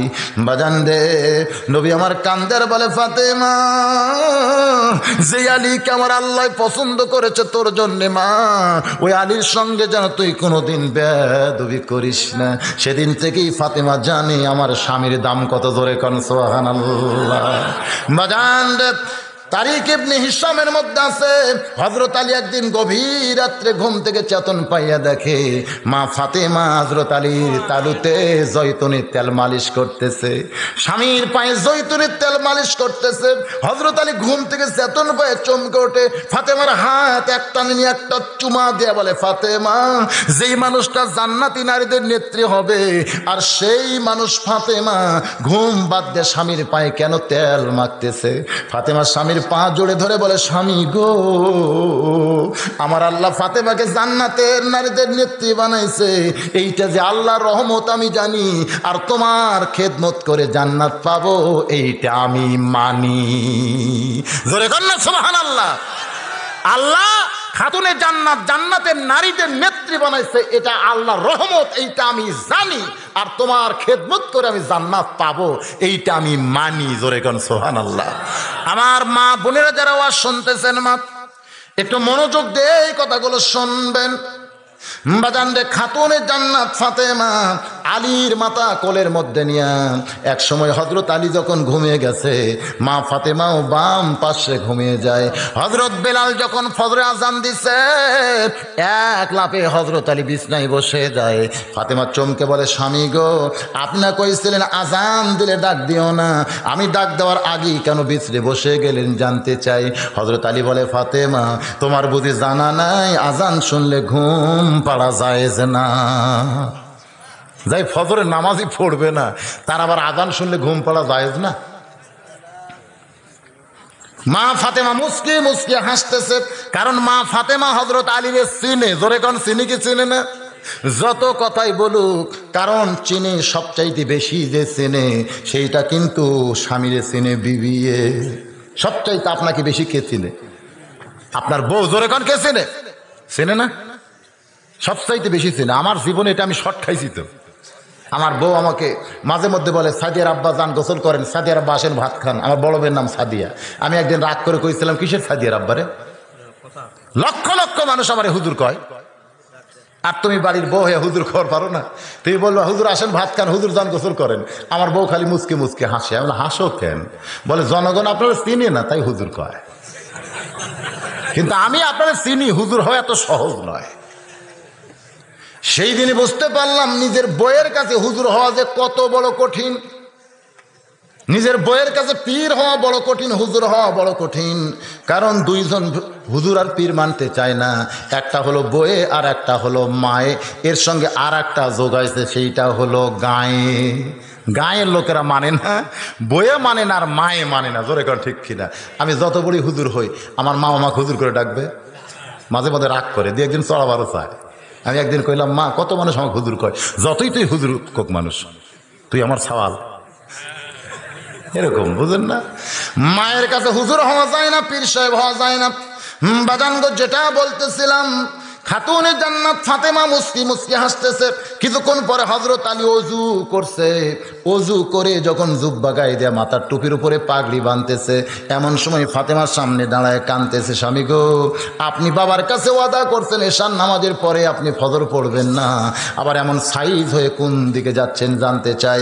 হযরত আলী বলে, ফাতেমা, এতদিন মসজিদের মধ্যে ঢুকে নামাজ পড়েছি নবীর পিছনে, আজকে মসজিদের বাহির থেকে নামাজের দৃশ্য একটু প্রাণ ভরে দেখতে চাই। যেই নামাজই পড়বে না সে আবার নামাজের দৃশ্য কেন প্রাণ ভরে দেখবে? বাজানরে, হযরত আলী মসজিদের বারান্দায় 2 রাকাত সুন্নত নামাজ শেষ করলে এক সাহাবী কোনার গোতা দিয়ে বলতেছে, আলী ভাই, আপনি তো ফজরের নামাজ পড়বেন না, তাহলে কি পড়লেন জানতে চাই। আলী বলতেছে, আমি না হয় ফজর পড়বো না, তাই বলে কি সুন্নত পড়তে পারবো না? কিছুক্ষণ পরে হযরত বেলাল যখন কামাতিস সালাহ কামত দেয়, হযরত আলী আবু বকর আর ওমরের মাঝখানে ঠেলা দিয়া মাঝখানে দাঁড়ায় আল্লাহু আকবার নিয়ত বানছে। ফজরের নামাজের সালাম ফিরে আল্লাহ নবী যখন সাহাবীর দিকে মুখ ঘুরাইছে, আলীরে দেখার পরে নবী আমার মুসকে মুসকে হাসতেছে। নবী বললেন, আলী, তুমি না কইছো ফজরের নামাজ পড়বো না, আবার সামনে কাতারে তোমারে কেন দেখতে পাই? হযরত আলী দাঁড়িয়ে ছোট বাচ্চার মতন শুধু কান্দে, শুধুই কান্দে। আল্লাহর নবী বলেন, আলী রে, এমন করে কেন কাঁদতেছো বাবা জানতে চাই। হযরত আলী কান্দের বলে, নবীজি, বহু চেষ্টা করেছি আমি নামাজ পড়বো না, বহু চেষ্টা করেছি আমি নামাজ পড়বো না, কিন্তু আমি নামাজ ছাড়তে চাইলে কি হবে? নামাজি আলীরে ছাড়ে না। এই জন্য আল্লাহ নবী বলেছেন, নামাজের দিক দিয়ে আমার আলীকে ডেঙ্গায় যাবে এমন কোন নামাজি পৃথিবীতে হবে না। বাজান গো, আর একটা আলীর গুণ ছিল দাওয়াতের গুণ। জোরে কোন কিসের গুণ?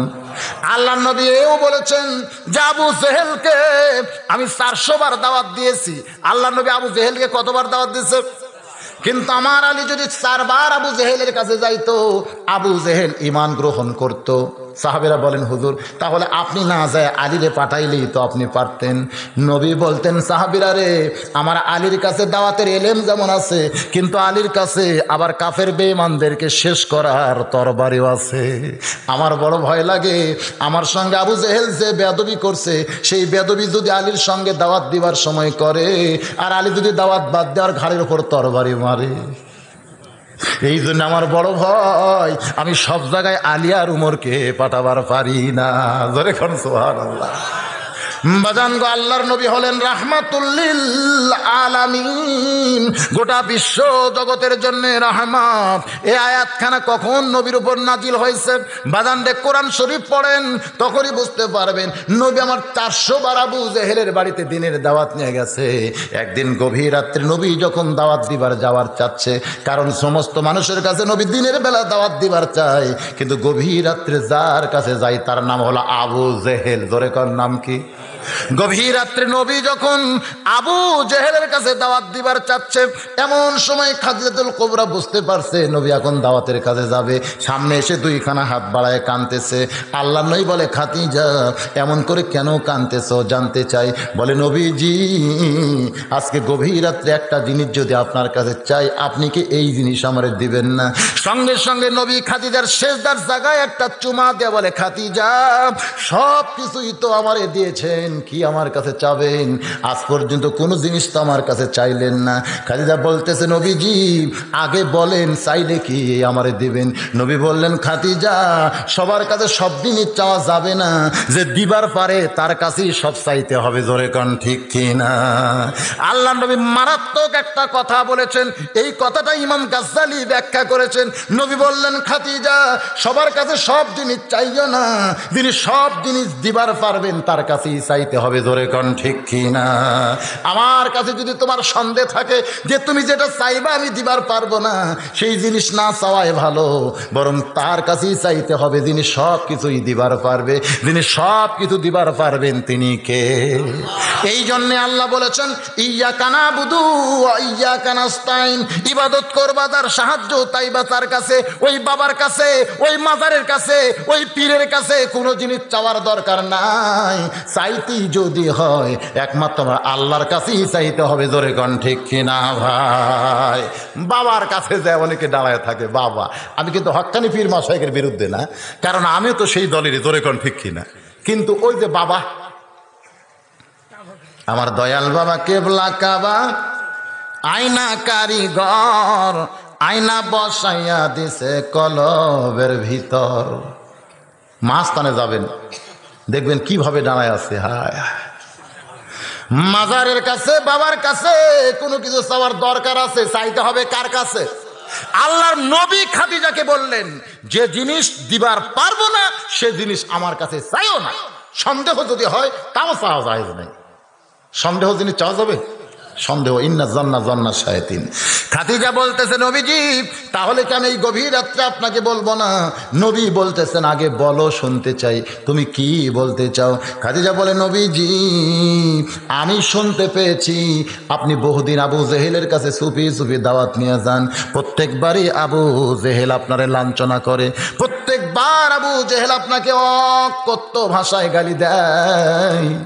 আমি খাদিজা শুনলে বড় কষ্ট পাই। আজকে যখন জানতে পারতেছি আপনি দাওয়াতের কাজে যাচ্ছেন, ওই আবু জেহেলকে বাদ দিয়ে আপনি সব বাড়িতে দাওয়াত দিবেন।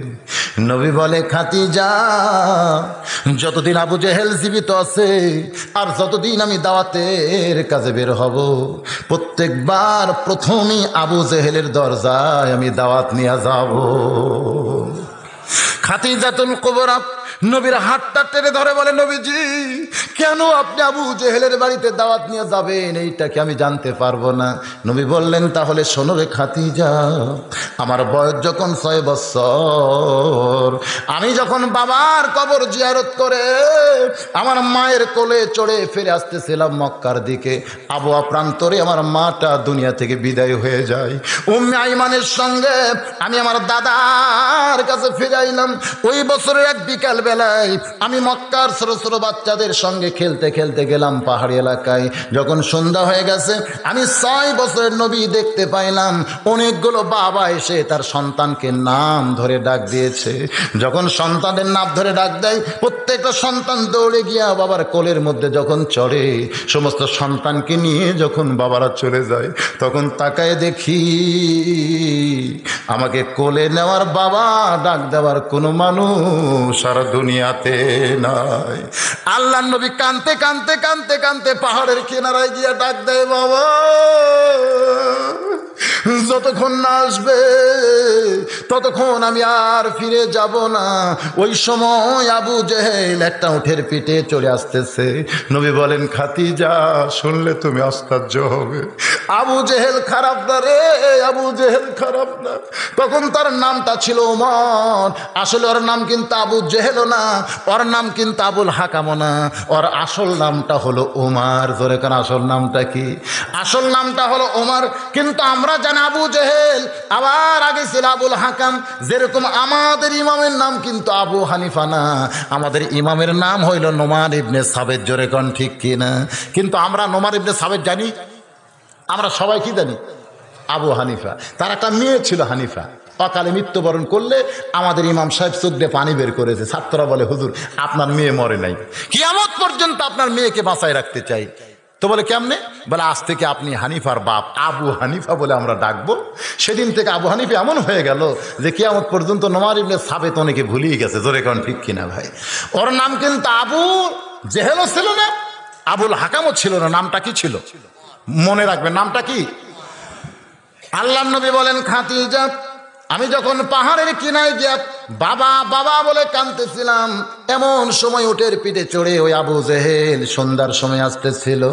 উটটাকে মাটিতে বসায়া এক দৌড়ে গিয়া আমার কোলে নিয়ে আমার গালে মুখে চুমা দিয়ে বলে, আব্দুল্লাহ রে তিম পোলা রে, তোর বাবা নাই, তুই বাবা বা বলে ডাকলে তোর বাপ কি কোনোদিন আসবে?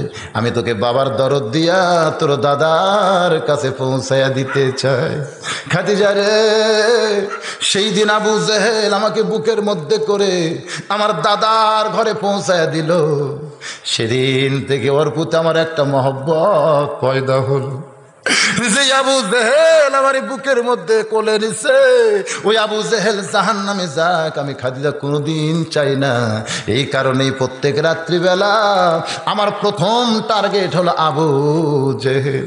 খাদিজা কান্দার বলে, নবীজি এই খবর তো আমি জানতাম না, আজকে যখন জানতে পারলাম তাহলে চলে যান আবু জেহেলের কাছে।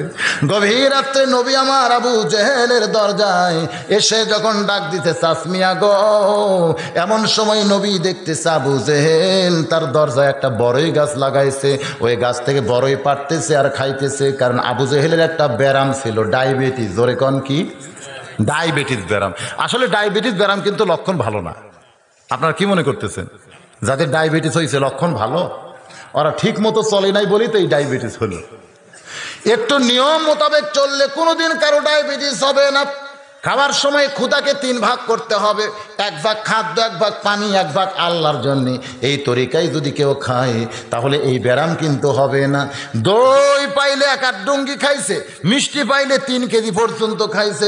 বাজানরে অনিয়ম করার কারণে এই ব্যারামটা তাদের হয়েছে। এই ব্যারামটা সর্বোত্তম হয়েছিল আবু জেহেলের। জোরে কনকার। আর ডায়াবেটিস ব্যারাম ভালো হয় একটা জিনিস খাইলে, সেটা হলো টক। টক। আবু জেহেল একটা বড়ির গাছ লাগাইছিল দরজায়, গভীর রাত্রে চুপি চুপি বড়ি খাচ্ছে। নবী সালাম দিয়ে বলে, চাচমিয়া কি খান? আবু জেহেল কয়, এই ঝামেলা আবার এই জায়গায় কেন রে এত রাত্রে? কই কলিজায় শান্তি না, এই জন্য পাথর খায়। আল্লাহর নবী বলতে, চাচমিয়া গো, পাথর কি কোনোদিন খাওয়া যায়? বলে, তোর মতন দুশ্মন চোখত পড়লেই পাথর খাইতে মন চায়। নবী আমার কান্দের বলে, আল্লাহ কোনোদিন কাউরে খারাপ ভাবলাম না, কোনোদিন কারো খারাপ হোক আমি চাইলাম না।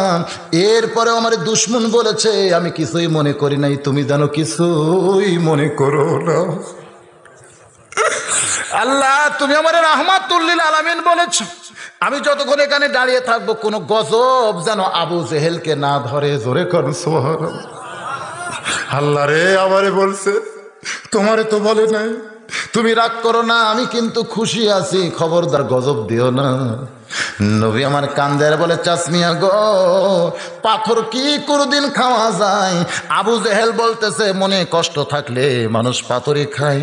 এই বলে যখন বড়ই মুখ দিছে, দাঁত দাবাইতে গিয়ে দেখে হাতের বড়ইয়ের বোতল, বড়ই নাই, বড়র কয়েকটা পাথর হয়ে গেছে। আবু জেহেল তাকায় দেখে গাছের মধ্যে যতগুলো বড়ই ছিল সমস্ত বড়ইগুলো পাথর হয়ে গেছে। আবু জেহেল চিল্লায় বলে, জাদুকর, কোন মন্ত্র পড়লি যার কারণে আমার হাতের পাথর গাছের বড়ইগুলো সব পাথর হয়ে গেল? বল রে বল, কি মন্ত্র তুই পড়লি? আল্লাহর নবী বলে, চাচমিয়া গো, কোন মন্ত্রে বড়ইগুলো পাথর হলো যদি জানতে চান তাহলে একবার গাছের পাতার দিকে তাকায় দেখেন। আবু জেহেল গাছের পাতার দিকে তাকায় দেখে প্রত্যেকটা পাতার ভিতরে যেন লেখা আছে, লা ইলাহা ইল্লাল্লাহু মুহাম্মাদুর রাসূলুল্লাহ। সকলে বলি সাল্লাল্লাহু আলাইহি সাল্লাম। নবী বলতেছেন, চাচমিয়া গো, একটা বার বলেন ওই গাছের পাতার মধ্যে কি লেখা আছে? নবী একটা সুযোগ খুঁজতেছে, যদি আবু জেহেল একটা বার বলে লা ইলাহা ইল্লাল্লাহ মুহাম্মাদ রাসূলুল্লাহ, তাহলে বলতে পারবো, আল্লাহ আমার চাচা মুখ দিয়ে তো কলমা শরীফ পড়েছে, এই ওসিলাই তুমি তারে জান্নাত দাও। এই নিয়তে বলতে, চাচমিয়া গো, একটা বার পাতার দিকে তাকায় পড়েন তো, এই পাতার মধ্যে কি জাদুর মন্ত্র লেখা আছে? আবু জেহেল বারবার তাকায়া নবীর মুখের দিকে তাকায় রাগ করে বলতেছে, বারবার যখন জানতে চান তাহলে শোনে নে, আমি বহুবার পরখ করে দেখেছি গাছের পাতার মধ্যে লেখা আছে, উই আর তুই। উই আর তুই, উই মানে কে? আর তুই মানে মোহাম্মদ। তাও জবান দিয়ে বলে না, সঙ্গে সঙ্গে নবী কান্দের বলে, চাচমিয়া গো, কি শয়তান আপনারে ধরছে? জবান খুলে একটা বার আপনি বললেন না।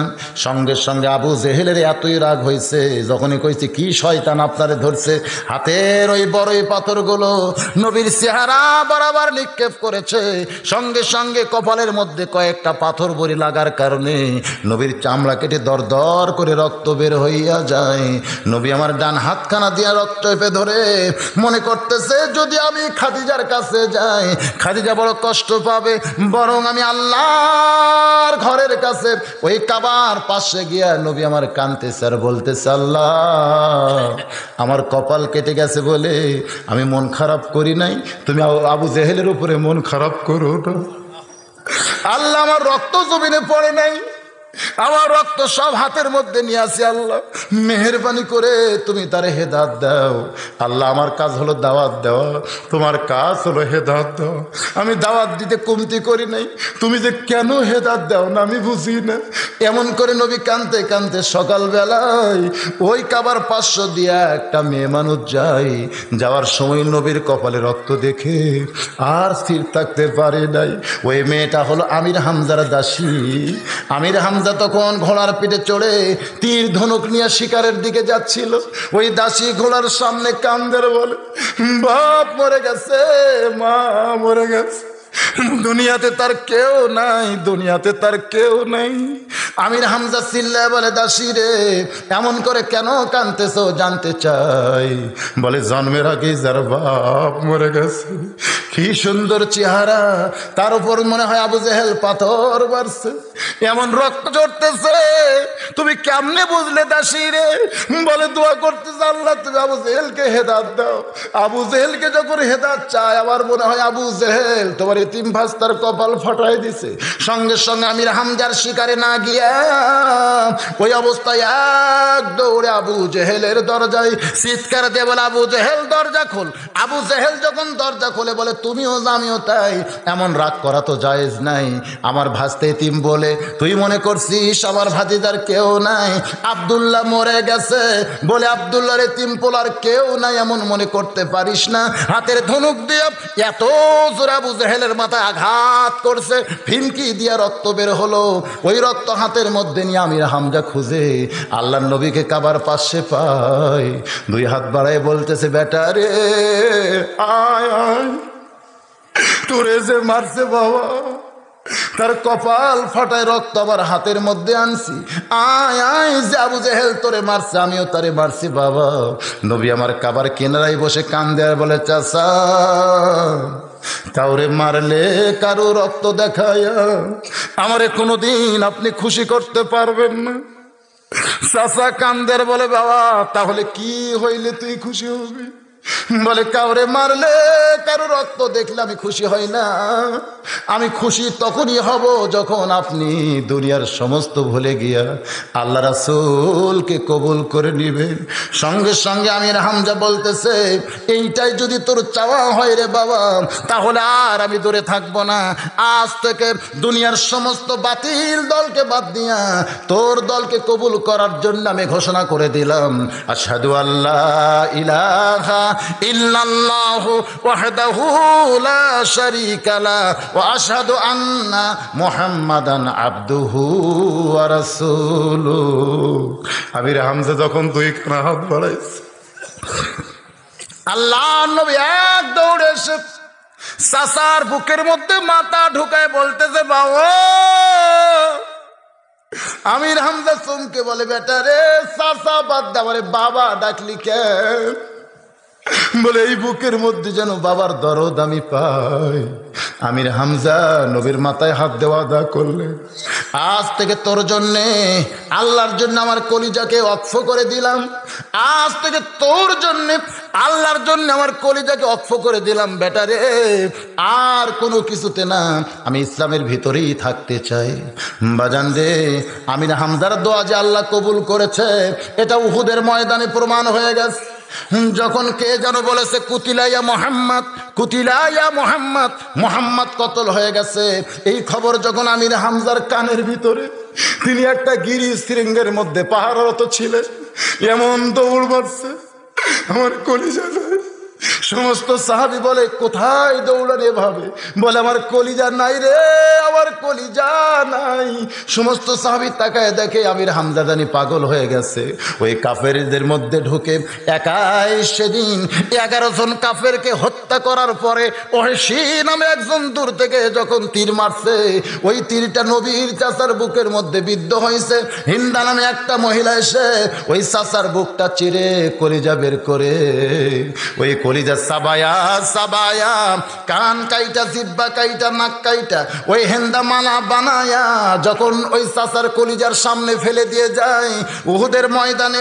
এই ঘটনা সবারই জানা আছে ভাই। নবী আমার শেষে বললেন যারা শহীদ হইছো তাদেরকে এক নজর আমি দেখতে চাই। সমস্ত সাহাবীরা শহীদদের লাশ নিয়ে আইছে নবীর সামনে, কিন্তু নবী দেখতেছে কালো চাদর দিয়ে একটা ঢাকে রাখছে। আল্লাহর নবী বলেন আবু বকর, সবাই গোপন করতে পারলে বাবা তুমি তো গোপন করবা না, ওই কালো চাদর দিয়া কার দেহ ঢেকে রাখছে? হযরত আবু বকর দৌড়ে এসে নবীর মুখখানা বুকের মধ্যে নিয়ে বলে নবীজি আপনার দান শহীদ হয়ে গেছে, আপনার কপালের মধ্যে কত কোড়া ঢুকেছে, এখন পর্যন্ত ক্ষতস্থান দিয়ে রক্ত ঝরতেছে। হুজুর শহীদ হয়েছে এটাই তো বড় কথা, আবার দেখার কারণ। আল্লাহর নবী বলেন সাহাবীরা রে, আমার ভিতরের কলিজা কেন এত কাঁদতেছে? নবী আমার দৌড়ে গিয়ে চাদর টান দিয়ে দেখে বুকের ভিতরে একটা ছিদ্র দেখতে পায়। নবী আস্তে করে চামড়া ফাঁক করে দেখে কলিজা নাই। কোথায় কলিজা? এমন সময় সাহাবীরা ওই কলিজার টুকরা গুলা চাবানো অবস্থায় নবীর সামনে যখন নিয়ে আসে, আল্লাহর নবী ক্ষত কলিজা হাতের মধ্যে দিয়া আমার আল্লাহর ডাক দে বলে আল্লাহ, সেই চাচা বাবার দরদ দিয়ে আমাকে বুকের মধ্যে নিয়ে কলিজা খানা অক্ষ করে দিল, আজকে সেই চাচার কলিজা আমার হাতের ভিতরে বিক্ষিপ্ত অবস্থায় দেখতে পাই। আল্লাহ ডাক দে বলে হাবিব রে, এমন করে কাঁদবেন না, আপনার চাচাকে আমি আল্লাহ এমন কবুল করেছি, সমস্ত শহীদদের সরদার বানায়া দিয়েছি। জোরে সরে বলেন সুবহানাল্লাহ। বাজানগো যেটা বলতেছিলাম, ওয়াজ করতে করতে আমি আপনাদেরকে রাখছি এমন জায়গায়, আবার ফিরে আসবো সেই জায়গায় ভাই। কিন্তু এই মুহূর্তে দেখতে পাচ্ছি এই প্যাথেটিক সিডির ওয়াজ শোনার সঙ্গে সঙ্গে আপনাদের অনেকের চোখের কোনায় পানি এসেছে। আমার দিনের দাওয়াত দিবার গিয়া পাথরের আঘাতে যখন রক্তাক্ত হইয়া ওই জায়েদকে সঙ্গে করে যখন ফিরতেছিলেন, মক্কার কাছে এসে একটা বাবলা গাছের নিচে বসে নবী আমার অঝোর নয়নে কান্না শুরু করে দিলেন। জায়েদ বলে নবীজি, ওই তায়েফেরা যখন আপনাকে পাথর মেরেছে এমন কান্না তখন আপনাকে দেখি নাই, কিন্তু বাবলা গাছের নিচে বসে এমন করে কেন কাঁদতেছেন গো নবী, জানতে চাই। আল্লাহর নবী বলেন জায়েদ রে, আমি মক্কায় গেলে আমার রক্ত মাখা দেহ কে ধোয়া দিবে? জায়েদ রে, যে আদরের বিবি খাদিজা সে তো আর দুনিয়াতে নাই, আমার মহব্বতের চাচা আবু তালেব সে তো আর দুনিয়াতে নাই, এই জন্য আর মক্কায় আমি যাব না। এই বাবলা গাছের নিচে বসে আমি অঝর নয়নে কাঁদতে চাই। আমার আল্লাহ ডাকতে বলে রে ফেরেশতারা, তোরা সাক্ষী থাক, আমার নবী মক্কায় গেলে আদর করার কেউ নাই, কেউ নাই। আমি আল্লাহ তাআলা অতি সত্য আমার দোস্তকে আমার আরশে আজিম বাড়িতে নিয়ে আইসা আমার কুদরতি হাতে আদর করতে চাই। জোরে সরে বলি সুবহানাল্লাহ। এর কিছুদিন পরে আল্লাহর নবীর জীবনে সবচাইতে ওরা ফাইনাল জিকরা, সবচাইতে উচ্চ একটি ঘটনা, সে ঘটনা হলো লাইলাতুল মিরাজ। জোরে বলে ঘটনাটা কি? ওই তায়েফের রক্তাক্ত হওয়ার পরে কঠিন কষ্টের পরে নবীর জীবনে একটা দারুণ সুসংবাদ, আল্লাহর নবীর জন্য বোরাক আইছে। জোরে কোন কি আইছে? নবী তখন কাবার পাশে ঘুম পাড়তেছিল, তখনও নবীর গায়ের ক্ষতস্থানগুলো শুকায় নাই। নবী জুব্বা পরে যখন কাবার পাশে ঘুমাইতেছিল, এমন সময় ফেরেশতা জিব্রাইল তার গালটা আল্লাহর নবীর পায়ের সঙ্গে লাগাই দিল। নবী আমার ঘুম থেকে চেতন পায়ে দেখে জিব্রাইল দাঁড়ায় আছে। নবী বললেন জিব্রাইল ভাই, এই গভীর রাতে রাত্রে চেতন করার কারণ কি জানতে চায়। বলে হুজুর কষ্ট যদি মনে না করেন তাহলে একটু বাইরে আসতে হবে। আল্লাহর নবীর জীবনে কত সুন্দর একটা ঘটনা। নবী আমার বাইরে গেলে জিব্রাইল জমজমের কূপের পানি দিয়ে নবীর ওযু বানায় দেয়। আল্লাহর নবী বললেন জিব্রাইল এই গভীর রাত্রে ঘুম থেকে চেতন করে ওযু বানানোর পিছনে কারণ কি জানতে চায়। বলে হুজুর একটু সামনে গেলেই আপনি বুঝতে পারবেন। আল্লাহর নবী সামনে গিয়ে দেখে অচেনা সুন্দর একটা প্রাণী দাঁড়ায় আছে। নবী বললেন জিব্রাইল এই সুন্দর প্রাণী দেখানোর জন্যই বুঝি তুমি আমার ঘুম থেকে জাগায় ওযু করে প্রাণীর কাছে নিয়ে আইছো। এবার জিব্রাইল বলে ইয়া রাসূলুল্লাহ এইটা দুনিয়ার সাধারণ কোনো প্রাণী নয়, এই প্রাণীর নাম হইল বোরাক। এই বোরাকের পিঠে যদি আপনি চড়েন বোরাক আপনাকে আল্লাহর বাড়ি আরশে আজিম পৌঁছায়া দিবে। জোরে কন্যা সুবহানাল্লাহ। আল্লাহর বাড়ি আরশে আজিম বোরাক আপনাকে পৌঁছায় দিবে। নবী বললেন জিব্রাইল ভাই এই দুনিয়া থেকে আল্লাহর বাড়ি কত দূর জানতে চাই। জিব্রাইল বললেন হুজুর যার কোনো হিসাব কোনো ক্যালকুলেটারে কোনো কেউ করতে পারবে না। তবে এক আসমান থেকে এক আসমান আলোকবর্ষের কত আলোকবর্ষ এখন পর্যন্ত বিজ্ঞানের হিসাব করতে পারে নাই। তাহলে তার 7 আসমানের উপরে হলো আল্লাহর বাড়ি আরশে আজিম, সেখানে বোরাক আপনাকে নিয়ে যাবে। নবী বললেন জিব্রাইল কত বছর লাগবে? বলে হুজুর এমন দ্রুত গতি সম্পন্ন একটা প্রাণী এর পিঠে চড়ার সঙ্গে সঙ্গেই আপনি আল্লাহর বাড়ি পৌঁছে যাবেন। আল্লাহর নবী বোরাকের কাছে এসে ডান হাতখানা বোরাকের পিঠে দিয়ে চোখের পানি বের করে কান্না শুরু করলেন। জিবরাইল বলে ইয়া রাসূলুল্লাহ এত সুন্দর প্রাণী বুঝি আপনার পছন্দ হয়নি হুজুর, এমন করে কেন কাঁদতেছেন জানতে চাই। আল্লাহর নবী বলেন জিবরাইল যেই বোরাকের পিঠে চললে বোরাক আমাকে আল্লাহর বাড়ি আরশে আজিম পৌঁছায় দিবে। তাহলে এই বোরাক খুব দ্রুত গতি সম্পন্ন একটা যানবাহন। এই বোরাক দেখার সঙ্গে সঙ্গে আমার পুলসিরাতের কথা বারবার মনে হইয়া যায়। জিবরাইল বলে ইয়া রাসূলুল্লাহ আপনি হলেন আল্লাহর দোস্ত, ওই পুলসিরাতের কথা মনে করে আপনি কেন কাঁদতেছেন? নবী বলেন জিবরাইল ভাই 30,000 বছরের পুলসিরাত আমার গুনাহগার উম্মত কেমনে পাড়ি দিবে? এই বোরাক দেখার পরে আমার এই গুনাহগার উম্মতের কথা মনে হচ্ছে আর পুলসিরাতের কথা মনে হয়। আল্লাহ যদি এমন করে একটা বোরাক আমার গুনাহগার উম্মতের জন্য পুলসিরাতের গোড়ায় দিত, আমার উম্মতেরা বোরাকের পিঠে চড়ে বিজলি আকারে পুলসিরাত পাড়ি দিত।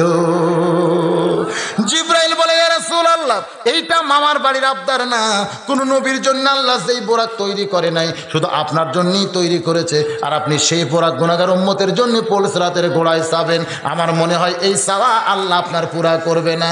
এই তারিক ইবনে হিশামের মধ্যে ইবনে ইসহাক সিরাত রাসূলের মধ্যে ঘটনা খারাপ এইভাবে বলা হয়েছে।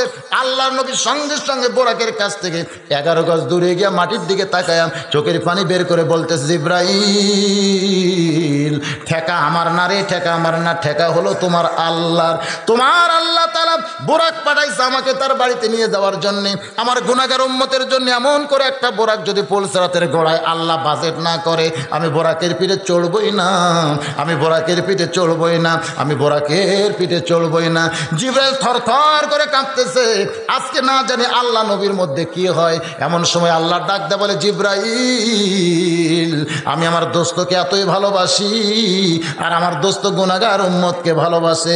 এই ভালোবাসার মধ্যে ভালোবাসা ঢুকে গিয়া আমি আল্লাহ তাআলা ঘোষণা করে দিলাম তার গুনাহগার উম্মতের জন্য এমন করে একটা বোরাক আমি পুলসিরাতের গোড়ায় বাজেট করে আমার দোস্তকে আমার বাড়িতে আমি নিয়ে আসতে চাই।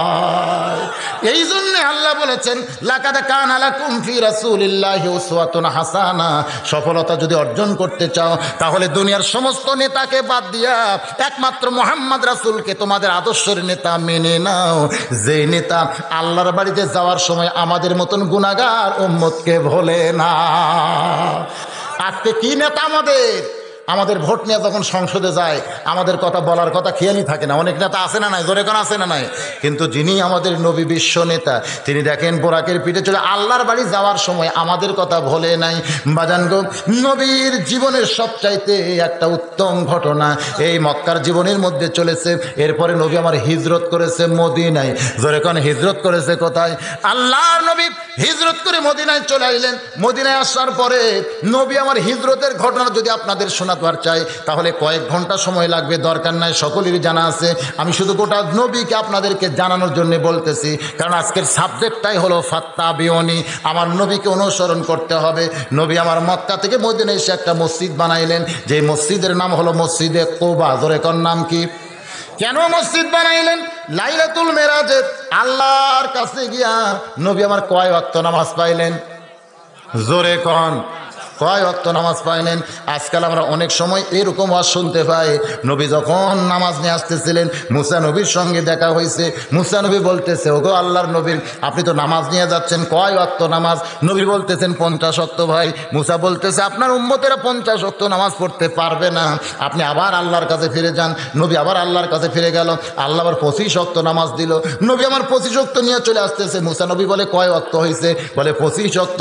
আপনার উম্মতেরা পারবে না, আপনি আবার ফিরে যান। এই হাদিস দ্বারা কি বোঝা গেল? নবীর উম্মতের উপরে আমাদের নবীর চাইতে মুসা নবীর দরদ বেশি। জোরে কারণ ঠিক কিনা ভাই?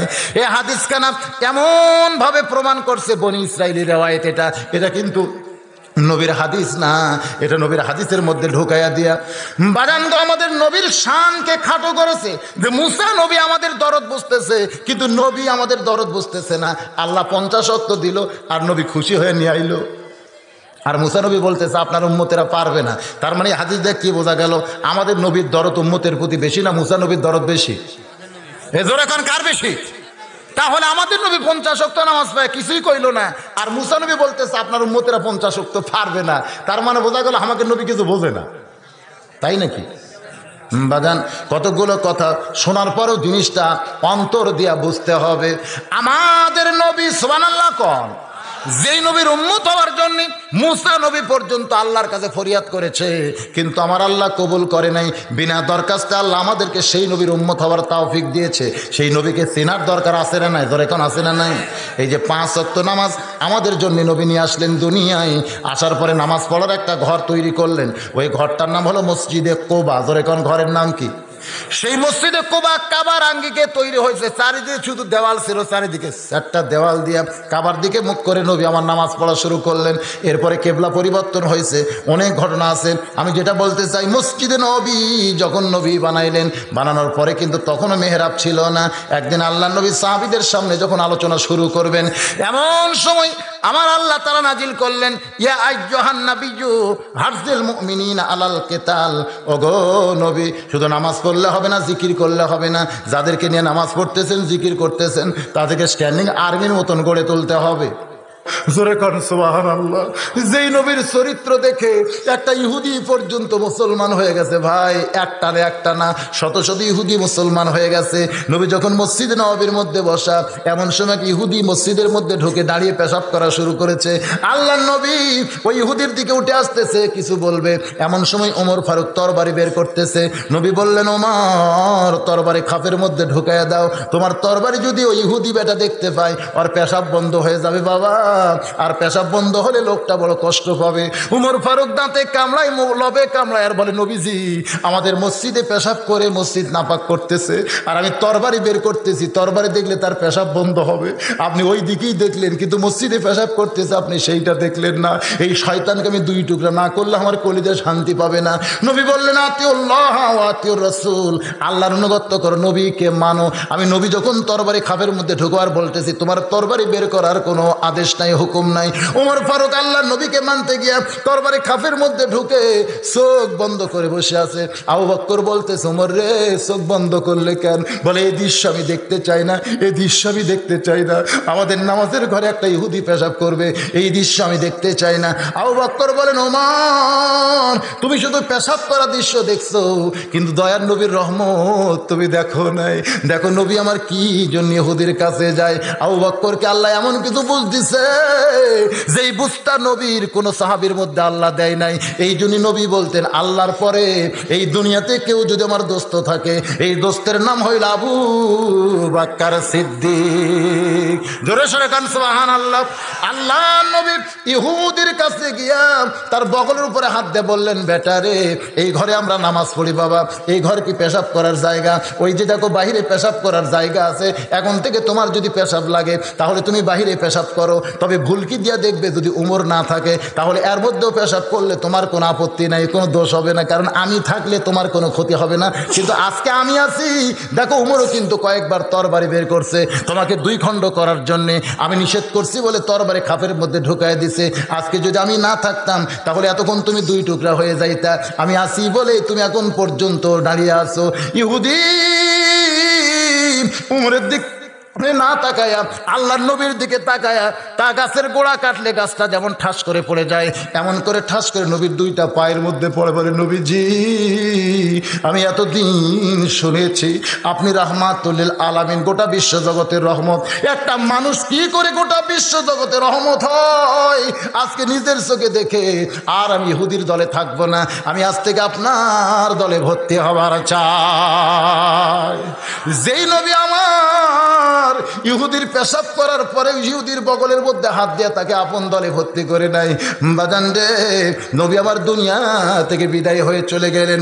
এই যে নবীর আজকের জীবনী থেকে যে জিনিসগুলো আমি আপনাদের সামনে আলোচনা করলাম ভাই, এগুলো সবগুলো আমাদের জীবনের সঙ্গে সেট করব, তাহলে আমরা ফাত্তাবিউনি নবীকে অনুসরণের মধ্যে পড়ে যাব। আর যদি নবী অনুসরণের মধ্যে আমাদের নামটা লেখা পড়ে ইউহিব্বুকুমুল্লাহ, আমার আল্লাহ বলেছেন আমি আল্লাহ তাকে মহব্বত করব, তাকে দয়া করব। শুধু মহব্বত আর দয়া করব না, ইয়াগফির লাকুম যুনুবাকুম, আমি আল্লাহ তার জীবনের তামাম গুনাহ খাতা মাফ করে দিব। সকলে বলে আল্লাহুম্মা আমিন। আপনাদের মনে আছে?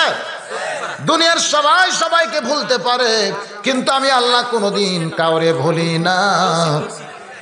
মুসা বলতেছে আল্লাহ তাই বলে কি আপনি শয়তানকেও মনে রাখেন? আমার আল্লাহ ডাক দেওয়াল, মুসা রে, যে শয়তানকে আজকে ইবলিস আকারে তুমি দেখতেছো, এই শয়তান একদিন শয়তান ছিল না, ও লক্ষ লক্ষ বছর আমি আল্লাহর ইবাদত করেছে। জোরে কোন ঠিক কিনা? রে মুসা কি বলতে চাও? বলে শয়তান রাস্তার পাশে কাঁদতেছে, ও একটু তওবা করে ভালো হবার চাই, আপনি কি শয়তানের তওবা কবুল করবেন? আল্লাহ ডাক দেয়া বলে, মুসা রে, শয়তানের সঙ্গে আমার কোনো শত্রুতা নাই, কারণ আমি আল্লাহ পাপকে ঘৃণা করি, পাপীকে কোনোদিন ঘৃণা করি না।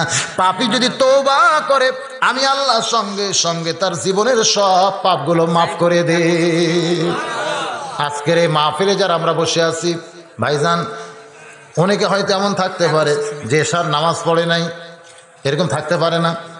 আজকে তওবা করি, বাকি জীবনে যেন একটা ওয়াক্ত নামাজ কাদার না হয়। আজকের এই মাহফিল যদি আল্লাহ তওবার মাহফিল কবুল করে, এই মাহফিলের ওসিলা আল্লাহ আমাদের জন্য জান্নাতের দরজা খুলে দিবে। এবার চলে আসেন, আমার আল্লাহ ডাক দেয়া বলে, মুসা রে, শয়তান যদি তওবা করে আমি আল্লাহর কাছে মাপ চাই, আমি অবশ্যই তওবা কবুল করব। মুসা বলতেছে আল্লাহ আমার বাবা আদম একটা ভুল করার কারণে 350 বছর তুমি তারে কাঁদাইছো। কত বছর? একটা ভুল করার কারণে। আর শয়তান তো ভুল করে নাই, শয়তান করছে অপরাধ। আপনারা বলেন তো শয়তানের ভুল না অপরাধ? আর আদমের? এই জিনিসটা বোঝা লাগবে, ভুল কারে কয় আর অপরাধ কারে কয়, এটা আপনারা বোঝেন? অপরাধ আর ভুলের তফাৎ হলো, অপরাধ করার পরে যে মাফ চায়, অনুশোচনা করে, এটা হলো ভুল। আর অপরাধ করার পরে বলে কিসের অপরাধ? যেরকম আমাদের মধ্যে অনেক লোক নামাজ পড়ে না, যদি বলে চলো নামাজে যাই, তুই নামাজ পড়েও যা, আমি না পড়াও তাই, এরা হলো ইবলিসের বড় ভাই। জোরে কোন ঠিক কিনা? নামাজ পড়ে না, এরপরেও বলে তুই নামাজ পড়েও যা, আমি না পড়েও তাই।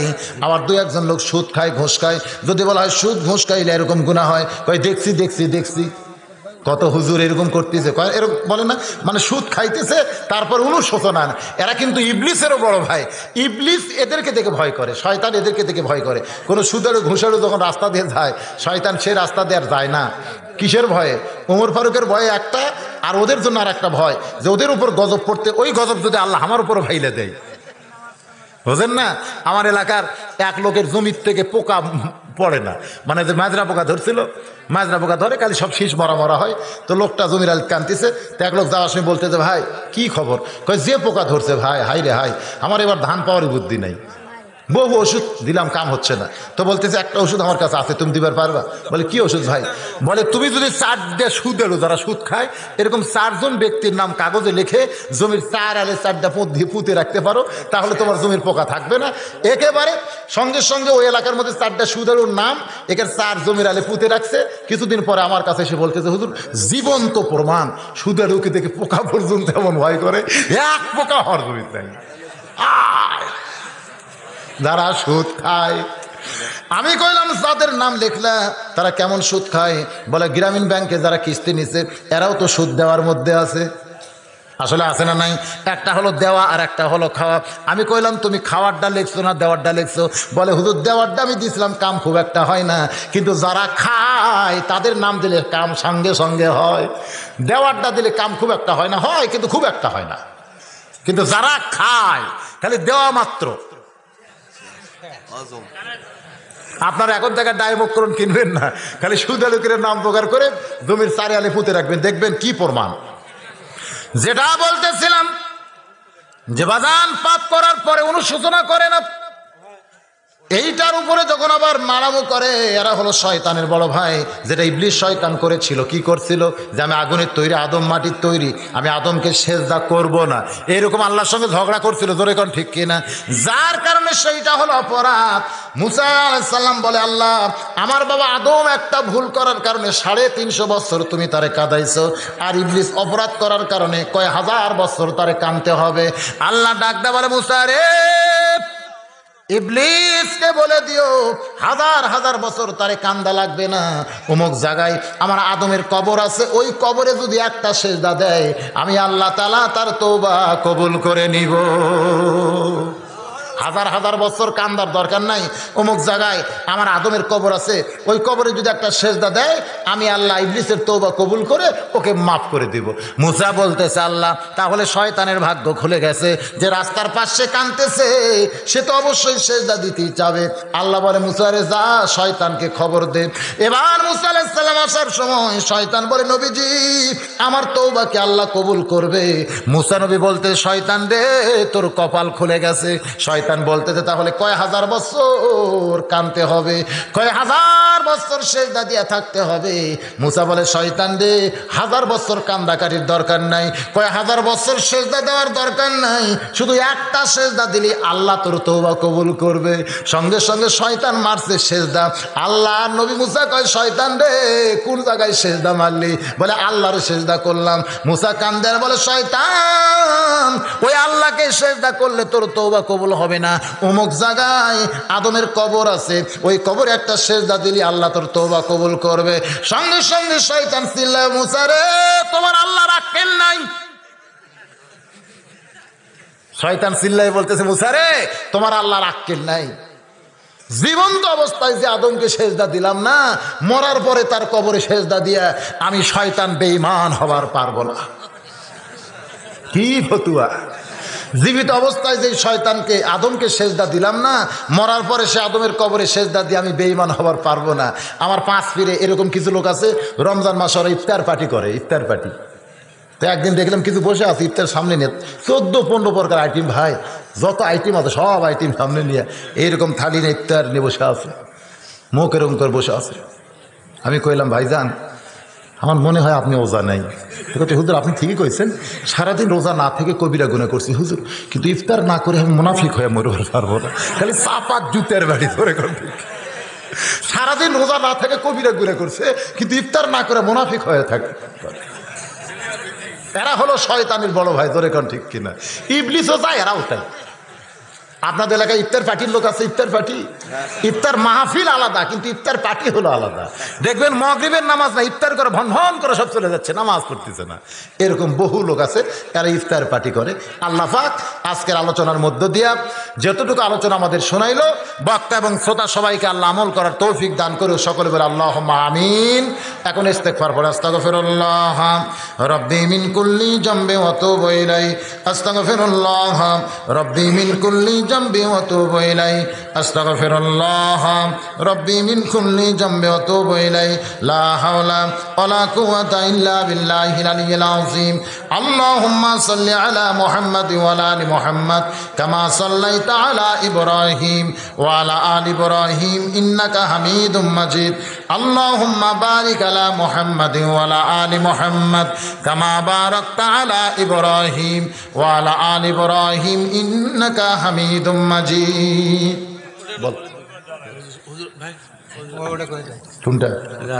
মোহাব্বত কলিজার ভিতরে নিয়া এই জান্নাতের বাগানে বসে বসে কোরআন হাদিসের আলোচনা শোনার শেষে আমি গুনাহগারের সঙ্গে রহমতের দরজায় ফকির হয়ে দোকানে হাত তুলেছে। মেহেরবানি করে আজকের মাহফিল আমাদের সকলের হেদায়েতের জন্যে, নাজাতের জন্যে, জান্নাতের জন্যে কবুল করো।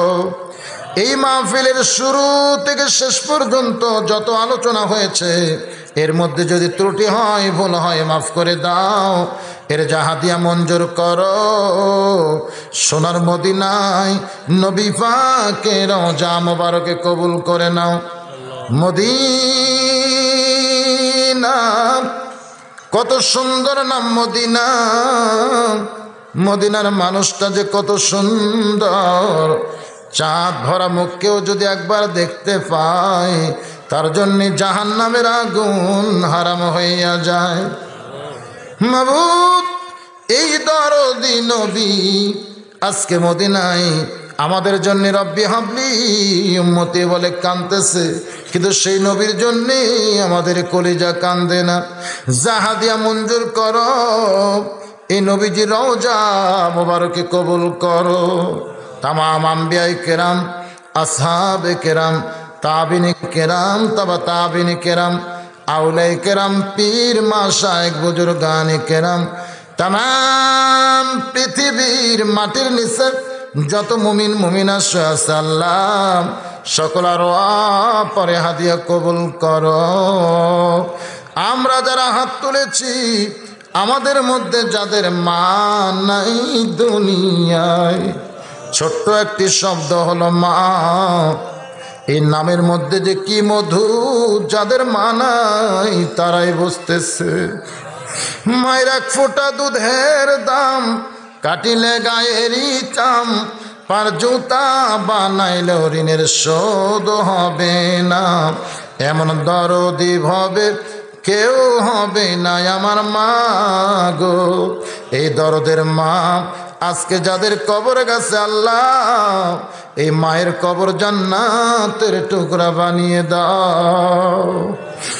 বাবার যে কি দয়া, নিজে বাবা না হইলে কোনো দিন বুঝে আসে না।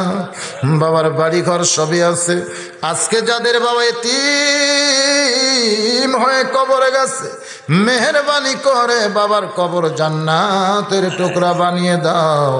আমাদের দাদা দাদি, নানা নানি, আত্মীয় স্বজন, শ্বশুর শাশুড়ি যারা কবরে গেছে আল্লাহ মেহেরবানি করে সকলের কবরকে জান্নাতের টুকরা বানিয়ে দাও। ও দরদি আল্লাহ, এই চাকল মাহফিজ মাদ্রাসা করতে কাজিত বাৎসরিক ইসলামী জলসা ইসালে সব মাহফিলে তোমার যতগুলো বান্দা নগদে বাকিতে দান করেছে, 19 জন বান্দা মাসে 100 বছরে 1200 টাকা দান করার দাতার সদস্য হয়েছে। আল্লাহ তাআলা সকলের দানগুলোকে জান্নাতের জন্যে আয় আল্লাহ কবুল করো। কঠিন মুসিবতের সময় হযরত ওসমান গনির সঙ্গে সবাইকে জান্নাত দিও। আমার মা বোনেরা পর্দার অন্তরালে বসে বসে আবার শুনেছে, দান করেছে আবেদা সালিহা, পর্দা নিশি কবুল করে মা ফাতেমার সঙ্গে তাদের জান্নাত দিও। এতগুলো মানুষের মধ্যে যার 2খানা হাত পছন্দ হয় সে 2 হাতের ওসিলা আজকের মাহফিলকে কবুল করো। এই মাদ্রাসার সভাপতি, সেক্রেটারি, কেশিয়ার সদস্য যারা এই মাদ্রাসার এই মাহফিল করতে গিয়া তোমার যেই বান্দাগুলো কষ্ট করলো, মেহনত করলো, আল্লাহ সবাইকে ইমানে আমলে জান্নাতি কবুল করো। 2 জনের মাথায় পাগড়ি পরানো হলো, হক্কানে হাফেজ আলিম হিসাবে কবুল করো। 30 পারা কোরআন সিনার মধ্যে সবসময় তুমি হেফাজত রেখো আল্লাহ। মাবুদ রে, কত মানুষের জানাজার নামাজ আমরা পড়েছি, এই 2 হাত দিয়া কত কবরে মাটি দিয়েছি, এই 2 হাত দিয়া কত লাশ অন্ধকার কবরে নামাইছি। একদিন মরে যাব, আমরা সবাই মরে যাব। যেদিন আমাদের মৃত্যু হবে দিনটা যেন জুমার দিন হয়, যে মাসে মৃত্যু হবে মাসটা যেন রমজান মাস হয়। ইমানের সাথে, ইজ্জতের সাথে মুসলমান হয়ে এ দুনিয়া থেকে যেন বিদায় নিতে পারে। আল্লাহ আমাদের সকলার জন্য কবুল করো। কে কোন নিয়তে হাত তুলেছে আল্লাহ সকলের নেক নিয়ত নেক আশাকে পুরা করে দাও। গোটা বিশ্বে মুসলমান বড় বিপদে আছে আল্লাহ, মুসলমানের তুমি ছাড়া কেউ নাই আল্লাহ। এই মুসলমানদের তুমি হেফাজত করো। আমার বাংলাদেশের প্রতি রহম করো, অত্র এলাকার প্রতি রহম করো, আলেম ওলামার প্রতি রহম করো। ও মাবুদ, তুমি ছাড়া আমাদের কেউ নাই। যদি তোমার দরজা থেকে আজকে খালি খালি ফিরে যেতে হয়, তুমি বলেছ আম্মা সাইলা ফালা তানহার, সাইলকারীকে ফিরান যায় না। তোমার দরজা আমরা ফকির, তুমি আমাদের কেমনে ফিরাইব?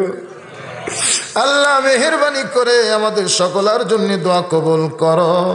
আর মরণের কালে জবানের ভিতর তুমি জারি করে দিও লা ইলাহা ইল্লাল্লাহু মুহাম্মাদুর রাসূলুল্লাহ।